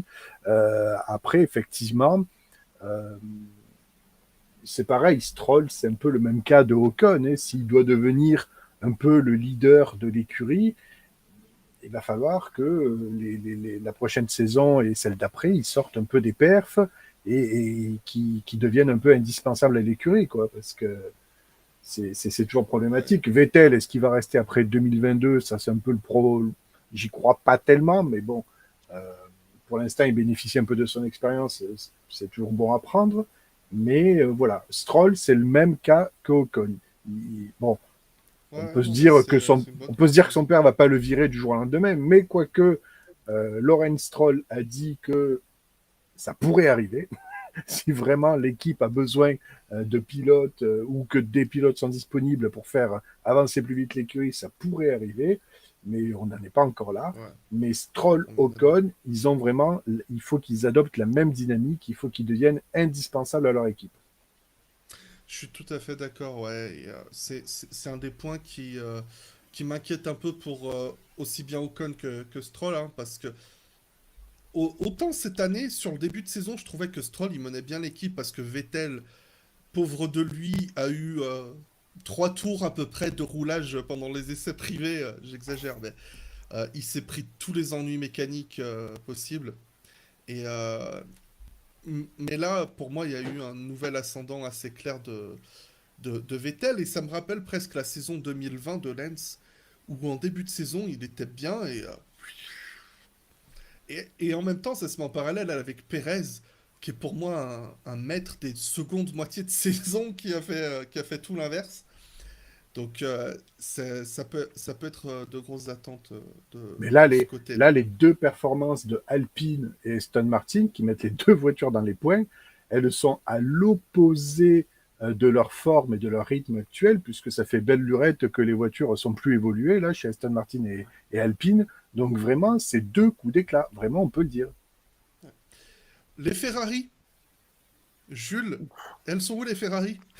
Honnêtement, ouais, je suis derrière Stroll, donc 7 et 8, il me semble. Ouais, c'est ça, Ouais. Sainz devant Leclerc, 7-8. Franchement, Norris, il était parti pour faire un top 5, donc voilà, il a dû s'arrêter. J'ai pas vraiment suivi Ouais, pourquoi il a dû s'arrêter, Norris, mais peut-être par peur de crevaison, je sais je pas trop. pense.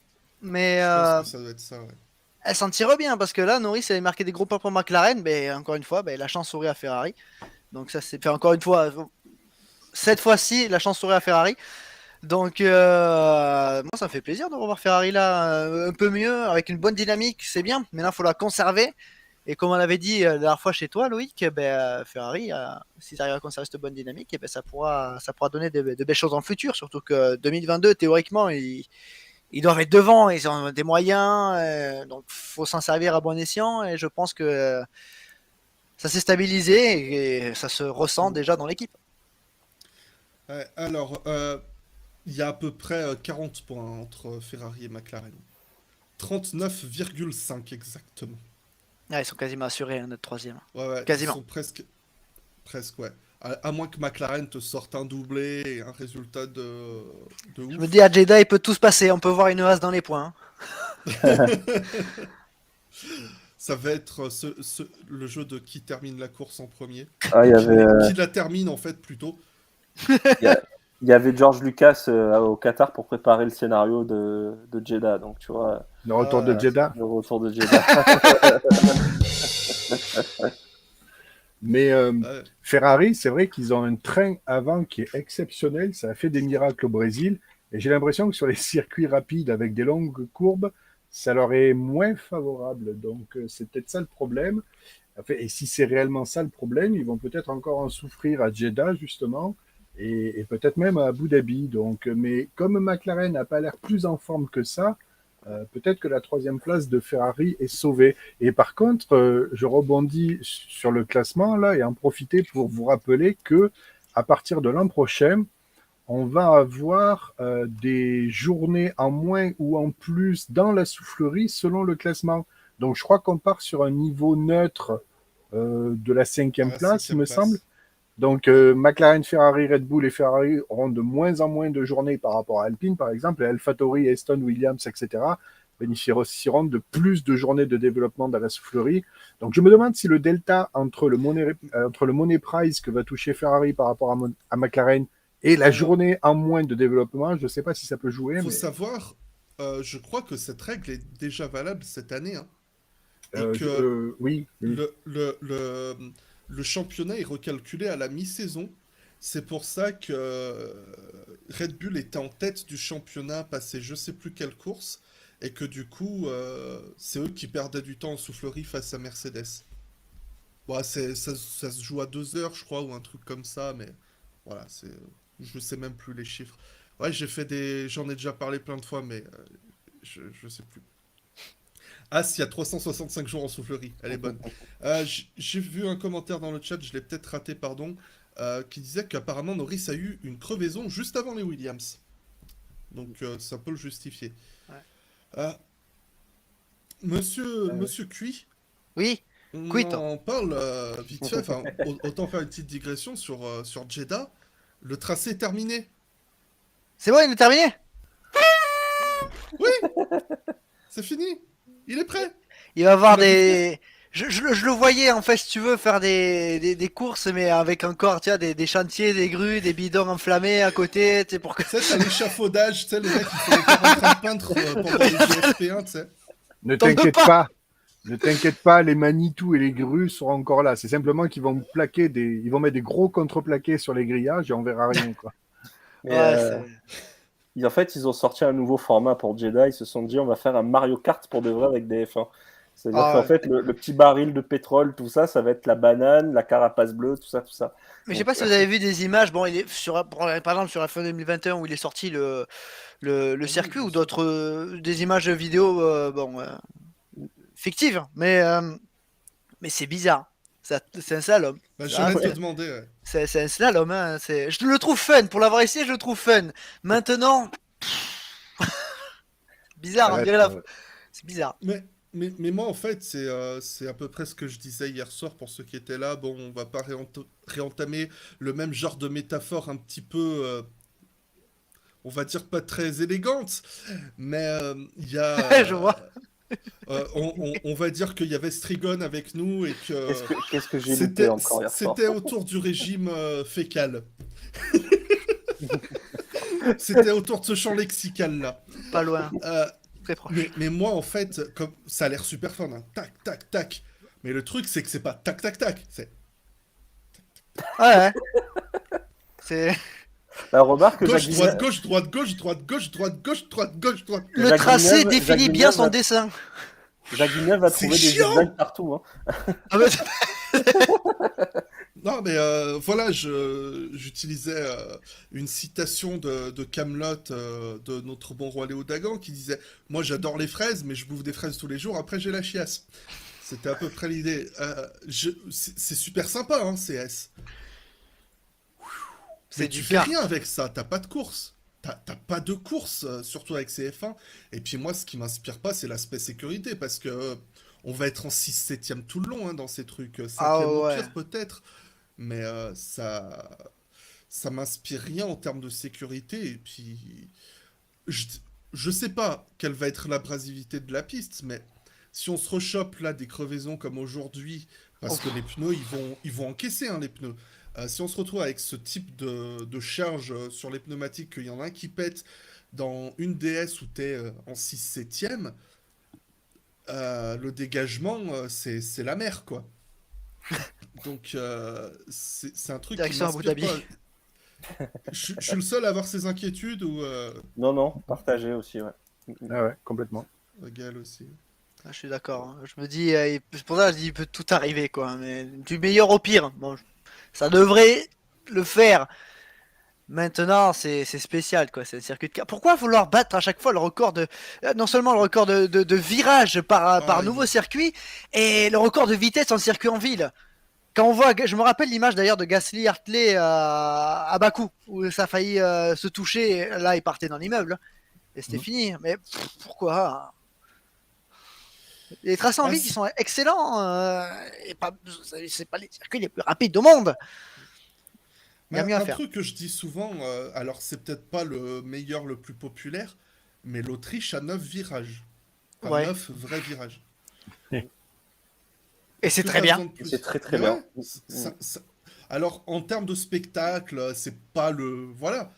Mais les pilotes s'éclatent sur ce tracé. Enfin, Mais ouais. t'as de la haute vitesse, t'as du dénivelé, enfin, il y a de tout. Et puis, virage 3, virage 4, tu peux faire des trucs, quoi. Là, c'est la Neo Nordschleife. À force, tu vois, bientôt Ouais. 30 virages sur un circuit. Mais surtout, c'est qu'il n'y a que 9 virages, mais il y a surtout du relief, parce que là, Ouais. c'est le plat pays, quoi. Qatar, C'est la Jeddah et bosse. Abu Dhabi. Ah ouais. Et Ouais. encore, ils sont gentils. À Abu Dhabi, ils nous ont foutu un semblant de boss là pour enjamber le tunnel des stands, mais c'était soit Il y a- ça, soit le Space Mountain de Ferrari, là, le Ferrari Oh. World. On ouais. n'avait que ça Il y a- comme relief. le virage 2-3, il n'y a pas un semblant de dénivelé dedans, je sais même pas. Ouais, ça monte à peine. Ah, mais si, c'est par rapport. Il y a- Ouais, il y a- enfin, ça descend, ça monte. Mais le peut-être. dernier là qui revient sur la ligne droite des stands, là, c'est pas un léger banking là, d'après ce que j'ai vu sur les vidéos. Ah, ils l'ont peut-être Non. Ah, changé, le ouais. nouveau? Le sur Jeddah, ouais. Ouais. Ah, sur Jeddah. Ah, mais moi Ouais. j'étais à Abu Dhabi dans ma tête. Ah Ouais, oui, moi, pardon. Jeddah, je sais pas. Je Je sais sais pas. pas si ça fait pas un Ouais. léger banking. Ah, ce serait Ouais, bien. si. Il y a au moins 2 virages, je crois, qui ont un léger banking. Bah, les deux bouts, les deux épingles, c'est un peu. Mais je crois que c'est ça, oui. Je crois que c'est ça. Ouais. Je Alors, sais pas ça se si trouve, dans le chat ils l'ont, mais ça se trouve, ça va être un cas de. Par exemple, Singapour, au début, je voyais le truc, je me suis dit, c'est quoi cette chiasse? Passez-moi l'expression. Mais au final, pour moi, si j'ai pas envie de voir toutes les années du Singapour, pardon, c'est un truc qu'on disait, le revoir revenir tous les 2 ans, par exemple, ça me va parce que je trouve que c'est un Grand Prix qui, pour moi, a gagné son charme. Et j'ai honte de le dire. euh, le mois d'il y a 3 4 ans aurait honte du mois d'aujourd'hui, mais Abu Dhabi en fin d'année, j'ai fini par l'accepter. Je trouve que. il- Oui, je m'en vais. alors Moi Interlagos. aussi, je quitte cette émission. Je quitte Non, l'émission. mais- On m'appelle là-bas. Non, mais Je veux c'était une Suzuka blague, en fin d'année. Fred. J'arrive. Attends-moi, j'arrive. Je sais ce que je veux en fin d'année. Quel ami? Je défends. Moi, je m'en fous. Je Ah, défends moi, ce je suis circuit. team Brésil. Moi, j'aime bien quand c'est Ah, team c'était Brésil. cool le Ah non, Brésil. mais ça reste imbattable. Pour moi, Interlagos, c'est que son début, fin d'année, qu'il pleuve, qu'il fasse beau, enfin, c'est la magie Interlagos. Je suis vraiment Si content de un, le revoir, Interlagos. si un circuit à pas enlevé du calendrier, pour moi, c'est Ah oui. celui-là. Interlagos. Ah, ouais. Et Monaco, si vous voulez faire une désolé, dinguerie, tac, mais, Interlagos. remettez-nous Adélaïde en finale, bordel. On rigole. Ah non, c'est bon, on a eu Spa cette année. Des grands prix à 20 minutes. Adélaïde Ouais, pour une finale. Ah ouais. Non, mais Abu Dhabi, je trouve qu'il a fini pour moi par gagner son charme parce que tu sens que je trouve que les organisateurs s'investissent sérieusement dans leur Ouais. truc. Et je trouve que ça se ressent. Alors, c'est très bling bling, c'est très feu d'artifice, tout ça. Mais ça, pour moi, ça a gagné un truc. Ça, est-ce que c'est à force de le voir, je sais pas. Et c'est pour ça que j'ai hâte de voir ces modifications, de me dire, est-ce que enfin on aura de la vraie course là-bas, quoi. Après 12 années de bataille, à se plaindre, à se dire ah, c'est nul, c'est une purge. Imagine Bah, si parce jamais ça que, marche. Charade, ah oui, honnêtement, charade. honnêtement, à part 2012, est-ce qu'on se rappelle d'une édition d'Abu Dhabi? Et à part 2016. 2010, mais dans le mauvais sens. Ouais, Ah, 2016 même. 2016, ouais. 2016, Mm. C'est plus pour la lutte mondiale je me rappelle que l'année pour dernière la parce que c'était le course. dernier, quoi, tu vois. Après, quand ça remonte Euh, un peu. Après, ouais, il y avait 2012 avec la remontée de Vettel Oui, mais voilà. La victoire et de Raikkonen. la victoire de Raikkonen. Et Mais tu vois, moi, ouais, je dis 2010 et 2016, mais c'est plus parce qu'ils ont décidé du titre Ouais. que c'est vraiment marquant. Mais 2018, c'était une course pas dégueulasse, mais voilà, c'était pas brillant parce ah, que c'était l'hommage à Alonso, tout ça à la fin, Ouais. quoi. ouais, et puis il y avait plein de pilotes qui quittaient leur équipe ou Mm. qui partaient. Enfin, t'avais les Hartley, Ericsson, Gasly qui partait chez Red Bull, Raikkonen qui partait de Ferrari, enfin tout ça. Ricardo qui quittait Red Bull, tout ça, ouais. Mm. Mais Sirotkin. Ah oui, j'avais oublié Bien son vu. existence, celui-là. Pardon, je ne le j'ai- referai plus. mais, Pardon. Non, mais mais tu pardon. sais que très premier degré, Sirotkin a gagné mon affection en 2018. Pareil. Parce que en Formule. Ça, c'était GP2 ou F2, je sais plus en 2017. GP2, Enfin bon, je crois. GP2, merci. Il était dans la lutte devant. Et, euh, et honnêtement, en 2018, il était dans. La Williams de 2018, c'était presque pas loin de la Haas. Peut-être Williams plus d'aujourd'hui, je sais pas, mais la voiture était nulle part. Et dans les médias, il était toujours hyper positif, hyper motivant, tout ça. Et moi, c'est une attitude que j'ai appréciée de sa part. Mais bon, après, en termes de qualité de pilote, c'était pas ridicule, mais il y a clairement plus méritant. Moi, Non, j'avais mais vu il des était. commentaires sur Sirotkin qui disaient que ben, voilà, son attitude était très appréciable et il avait un bon paquet hein, dans niveau technique, donc c'était intéressant de travailler avec lui. Ah, mais en endurance, il Bah, était pas mal. C'est dommage qu'il n'ait pas bah, réussi à percer en IndyCar, mais sinon, ça Ouais. allait, quoi. Renault l'avait gardé quelque temps, je crois, en tant que pilote de développement. Oui, je Mm. crois, oui. En endurance, il était bien tombé avec SMP, hein. C'est dommage Mm, qu'SMP ne soit pas allé plus loin parce que mm, il y mm. avait du bon truc quand même. Bon, c'était Hart, je crois, qui s'occupait de la gestion de l'équipe, mais ouais, il était entre de bonnes mains, quoi. Ouais. Bon, on va peut-être rapidement conclure. McLaren, bon, Norris 9, Ricardo 12. C'est alors je vais oser penser que c'est propre à la piste parce que Ferrari bah bon c'est pas mal perdu sur Ferrari mais les deux étaient en souffrance ce week-end. Norris pour moi Norris il a fait des miracles plus que Ricciardo qui s'est viandé j'ai l'impression parce que quand tu regardes le début du week-end je les sentais nulle part hein, les deux. Ouais. Et, et, et Norris, à chaque fois, j'ai l'impression, et c'est ça qui est pour moi le propre des pilotes qui peuvent aller très très loin, c'est que tu regardes en Q1, il est pas là, en Q2, il est pas là, il passe pour ça, et en Q3, il profite un petit peu du chaos de la fin de session pour faire une super qualif et passer devant Sainz. Et, euh, et en course, j'étais, j'en attendais pas grand-chose. Effectivement, du coup, peut-être sans cette crevaison, il aurait pu jouer le top 5 quoi. Mais et Ricardo apparemment avait des problèmes d'essence pendant la course. Bon, Ceci c'est explique peut-être un peu cela, parce que c'est vrai que moi, Ricardo, quand je l'ai vu en peine comme ça, je me suis dit, mais c'est. Je pense que c'est impossible de ne pas aimer un pilote comme Daniel Ricardo pour tout ce qu'il est, tout ce qu'il représente. ah méfie-toi. Hein. Et ah, Il y en a, ils disent il est pas sérieux, il mérite pas d'être en F1, il prend ça à la rigolade. c'est quasiment impossible de ne pas aimer un pilote comme Ricardo, du coup.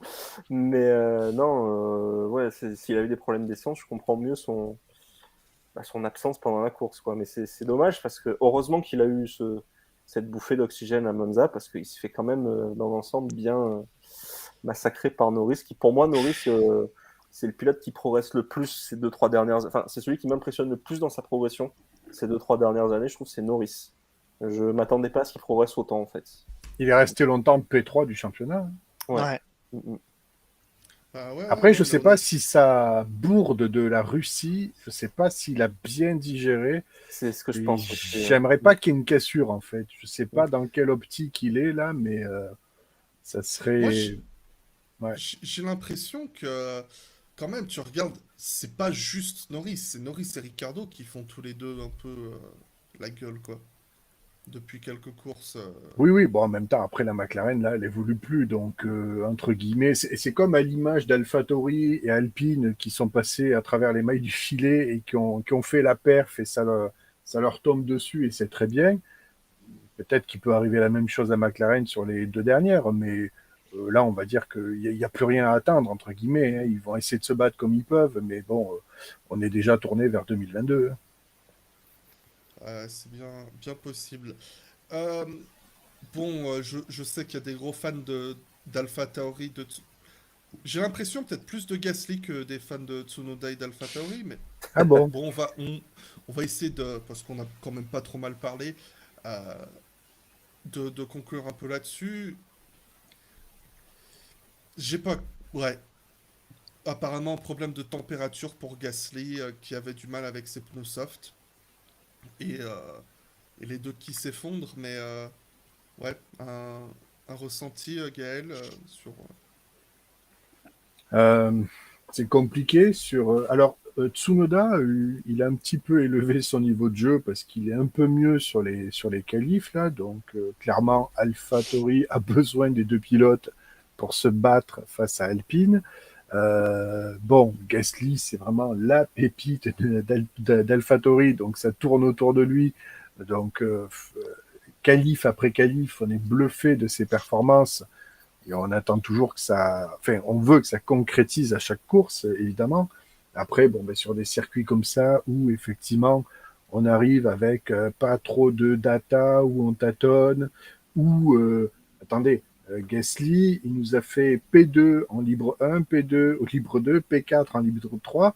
Les rythmes long relais étaient pas dégueulasses, donc ils partent avec beaucoup d'espoir. En qualif, c'est très bien, et en course, il n'y a plus rien. Donc là, je peux vous dire que niveau moral, il va falloir se relever de ça aussi, parce que les mauvais jours comme ça, c'est très dur à digérer, quoi. Quand tu fais tout bien et que la voiture elle est garée, tu te dis mais qu'est-ce qu'on a touché? Pourquoi la voiture marche plus? Donc, et c'est des occasions gâchées quand vous êtes à la lutte face à Alpine.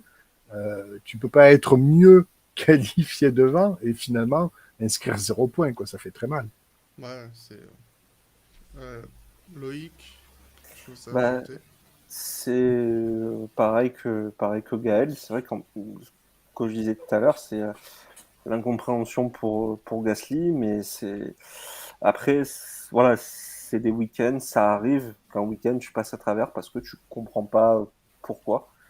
Et moi, je suis plutôt pour juste dire un petit mot sur Tsunoda, je suis plutôt content de me dire que ces dernières courses, ça va quand même mieux pour Tsunoda parce que c'est vrai que bon, il se fait quand même taper sur les doigts et moi, je trouve que il y a des raisons pour qu'on lui tape un peu dessus, mais il faut pas oublier non plus que c'est un rookie, qu'il est très très jeune. Je pense qu'il est extrêmement talentueux quand même aussi. Il faut pas, enfin, ce qu'il a fait en formule de promotion, faut pas l'oublier. Mais peut-être trop jeune pour la F1. Je me pose un peu la question. Moi, pour moi, c'est peut-être mon ressenti. Il est peut-être pas en tout cas suffisamment prêt. Mais voilà, c'est. Il lui manque peut-être une année de F2, quoi. Ouais, je pense aussi. C'est vrai que Et c'est un peu. Ouais, c'est un un môme ressenti encore, que. donc faut pas l'oublier, quoi. Ben, le problème surtout, c'est que il a été très très très arrogant sur la première moitié de saison, quoi. Ouais, c'est ça. Et Il l'a avoué, attendez, ouais. c'est un pilote japonais, quoi. Quand tu connais un peu le peuple japonais, parce que n'oublions pas que Tsunoda, il est un F1 et entre guillemets, bon, cette année, ils n'ont pas roulé au Japon comme l'an dernier, mais Tsunoda en F1, il doit aussi essayer un peu de consolider sa base de fans, en fait. Et quand tu as l'arrogance de Tsunoda, je pense pas que ça marche très bien avec les fans japonais. Donc là, je pense aussi que, entre guillemets, c'est vrai que les pilotes, ils aiment bien avoir le soutien de leurs fans et tout. Alors c'est vrai que bon, Ricardo n'a pas roulé en Australie depuis 2 ans, le Japon c'est pareil, mais regardez un Pérez qui a vu l'amour de son public pendant les tribunes, ça y a, ça y a Incroyable. rechargé les piles, voilà, c'est ça. Et Tsunoda, je pense que lui, il a grillé ses cartes avec le public japonais. Franchement, son attitude, elle était pas top, quoi. Donc, je sais pas comment ça va se passer par la suite, mais Et il faut pas oublier en plus par C'est rapport à intéressant. Tsunoda et à AlphaTauri, c'est que pas de bol pour Tsunoda, il a un coéquipier qui est extrêmement apprécié au Japon. Parce que Gasly, au Japon, il a fait de la super formule là-bas. Et quand tu vois les fans à chaque fois, il est très très bien reçu au Japon. Donc il y a double combo pour Tsunoda. C'est- c'est vrai que c'est fou de se dire que ton coéquipier est plus populaire que Ouais. toi-même dans ton pays. Euh, quelque chose à dire, monsieur le circuit Non, j'ai tout écouté. J'étais suspendu à volaire un peu, donc je réfléchissais un peu moins. Mais ouais, Sonoda, je pense ça l'a un petit peu cramé en fait ce début de saison en mode trop arrogant, trop on en veut trop tout de suite. Et en plus ça, je pense que la première course à Bahreïn qui se passe vraiment très bien, là, peut-être un petit peu trop galvanisé. Ah, mais il était au sommet. Hein. Ouais. Il était au sommet Et après ce après, il Grand s'est Prix. Tout le pris monde disait gifle Ouah, sur gifle. Tsunoda. Ah non, mais après, il s'est pris des gifles sous peu de phalanges à plusieurs grands prix, donc ça fait mal, quoi. Et là, il se remet un petit peu dedans. Donc moi, ça me fait plaisir de voir Tsunoda à nouveau un petit peu dedans. Gasly surperforme avec sa voiture, c'est son équipe, c'est sa voiture, c'est le leader. Mais si on prend Tsunoda indépendamment de Gasly, c'est pas mal, c'est bien. Il est capable de rentrer dans la Q3, il est capable d'aller chercher des points. Et voilà, il est né 2000 ou 2001 d'ailleurs. 2000. 2000, bah, il est très jeune, quoi. Il a à peine 21 ans, donc ça arrive petit à petit. Hein. On peut pas tous être un Verstappen qui gagne une course à 18 ans. Hein, donc voilà, je pense qu'il faut laisser un peu de temps. Après, un peu de temps chez Red Bull, c'est genre 2 semaines, donc il faut vraiment, faut vraiment qu'il s'applique pour 2022. Parce qu'il y a du monde derrière chez Red Bull, hein, avec Ah Auger oui. et Lawson. Je pense que Red Bull, ils les ont en vue. Et je pense que Tsunoda doit performer. On a de la F2 la semaine prochaine, non? Ah oui, c'est vrai. ouais. C'est Non, la semaine insupportable. Je La le semaine dis tout le temps, dans c'est 2 semaines, ouais. insupportable. dans 2 C'est semaines insupportable. avec les F1. Ouais. Les 2 derniers. Insupportable ce calendrier. C'est ce nul, là, ça format fait de 3 saison. ans qu'ils n'ont pas roulé. Ah ouais, non, mais bon, tout le monde a le même ressenti. On est tous contents qu'ils rechangent ça pour l'an prochain. Mais honnêtement, j'en ai rien à faire cette année de la F2 alors qu'il y a un super plateau. Mais quand t'as 3 mois entre chaque course au bout d'un moment, et que dans un mois t'as 3 courses et après t'as plus rien pendant 2 mois, t'en as plus rien à faire, quoi. C'est surtout le Euh, format 3 courses, quoi. C'était vraiment Ouais, éclaté, cette idée. c'est clair. ouais, mais après, bon, je comprends pourquoi ils l'ont fait, tout ça. Bon. Je voulais apporter une petite question. On va peut-être ouvrir un petit peu puisqu'on parlait de DRS. Adrien qui demande, est-ce qu'on n'a pas peur qu'avec l'hypothétique fin du Dirt Year l'an prochain, l'aspiration devienne trop importante, type Monza, qu'on se retrouve avec des MM93? Je vais passer pour un con. Marc Qui Marquez. prennent Marc le coup. Marquez, ouais. Ah, Marc Marquez, d'accord. Ouais, bah ouais, je passe pour un con, mais je regarde Mais pas non. la Mais moto. non, Euh... tu regarderais la Et bah moto, du là, coup... oui, tu passerais pour un com. Mais là, tu regardes pas la moto, donc au final. Très Oui, beau si je t-shirt, savais pas Gilles, qui d'ailleurs. c'était... Ouais, en regardant la moto, là, c'est grave, mais tu regardes pas la moto, donc c'est normal. Ouais. Je sais pas, quelqu'un a quelque chose à dire dessus, parce que moi, je comprends pas cette inquiétude. Moi, j'ai l'impression, en fait. Alors, faudrait peut-être que je me penche un peu plus sur la question, que je regarde certains trucs. Mais j'ai l'impression, justement, que l'aspiration va être moins importante. Je pense. Parce que Bah, pour moi, ça va théoriquement. rien changer. Mais en fait, Ouais, le truc, c'est qu'on... Faut pas confondre aspiration et dirtière, c'est deux choses oui, voilà. qui sont totalement différentes. Le dirtière, c'est des perturbations aérodynamiques, alors que l'aspiration en soi, c'est le fait de profiter de la diminution de la pression d'air, quoi. Enfin, c'est pour aller plus vite en ligne droite. Donc, le dirtière n'a pas d'impact en ligne droite en tant que tel, quoi. Enfin, Ah, ça dépend de la distance, en fait. voilà. Parce Mais que, en ligne droite, c'est surtout en virage que ça devient problématique. oui, déjà. Parce que, et c'est là où je disais qu'effectivement, il y a certains circuits qui vont peut-être mieux s'adapter au F1 de 2022 avec des courbes rapides. Et c'est là, je pense, que le travail a peut-être été fait. Euh, Effectivement, le tout, ça va être donc l'an prochain, donc de diminuer le dirtier, c'est-à-dire de rallonger, enfin de renvoyer l'air sale le plus loin possible de la voiture pour que justement les voitures, quand elles arrivent sous les 2 secondes, 1 seconde et demie, 1 seconde, qu'elles ne se prennent pas tout ce flot de chaleur et qui va détruire les pneus des bagnoles, le train avant des bagnoles qui suivent, comme on le voit aujourd'hui. Donc l'idée, c'est effectivement que les voitures puissent plus se suivre, entre guillemets, facilement, en fait. Euh, Après, si les pilotes arrivent à se suivre et qu'ils arrivent à se faire aspirer, ben oui, selon la configuration des circuits et autres, l'idée, c'est d'essayer de permettre plus de possibilités de dépassement. Après, on va pas se leurrer. Euh, on va pas se retrouver avec du close racing sur des monoplaces où ça se double à tous les virages. Ça n'est pas la F1 et ça ne sera jamais. Donc on va pas avoir des pilotes qui vont se doubler et se dédoubler à tous les virages. On n'est pas en NASCAR. Euh, donc il faut trouver un bon compromis. Il faut trouver le compromis où les voitures arrivent à se suivre sans détruire les pneus au bout de 2 tours.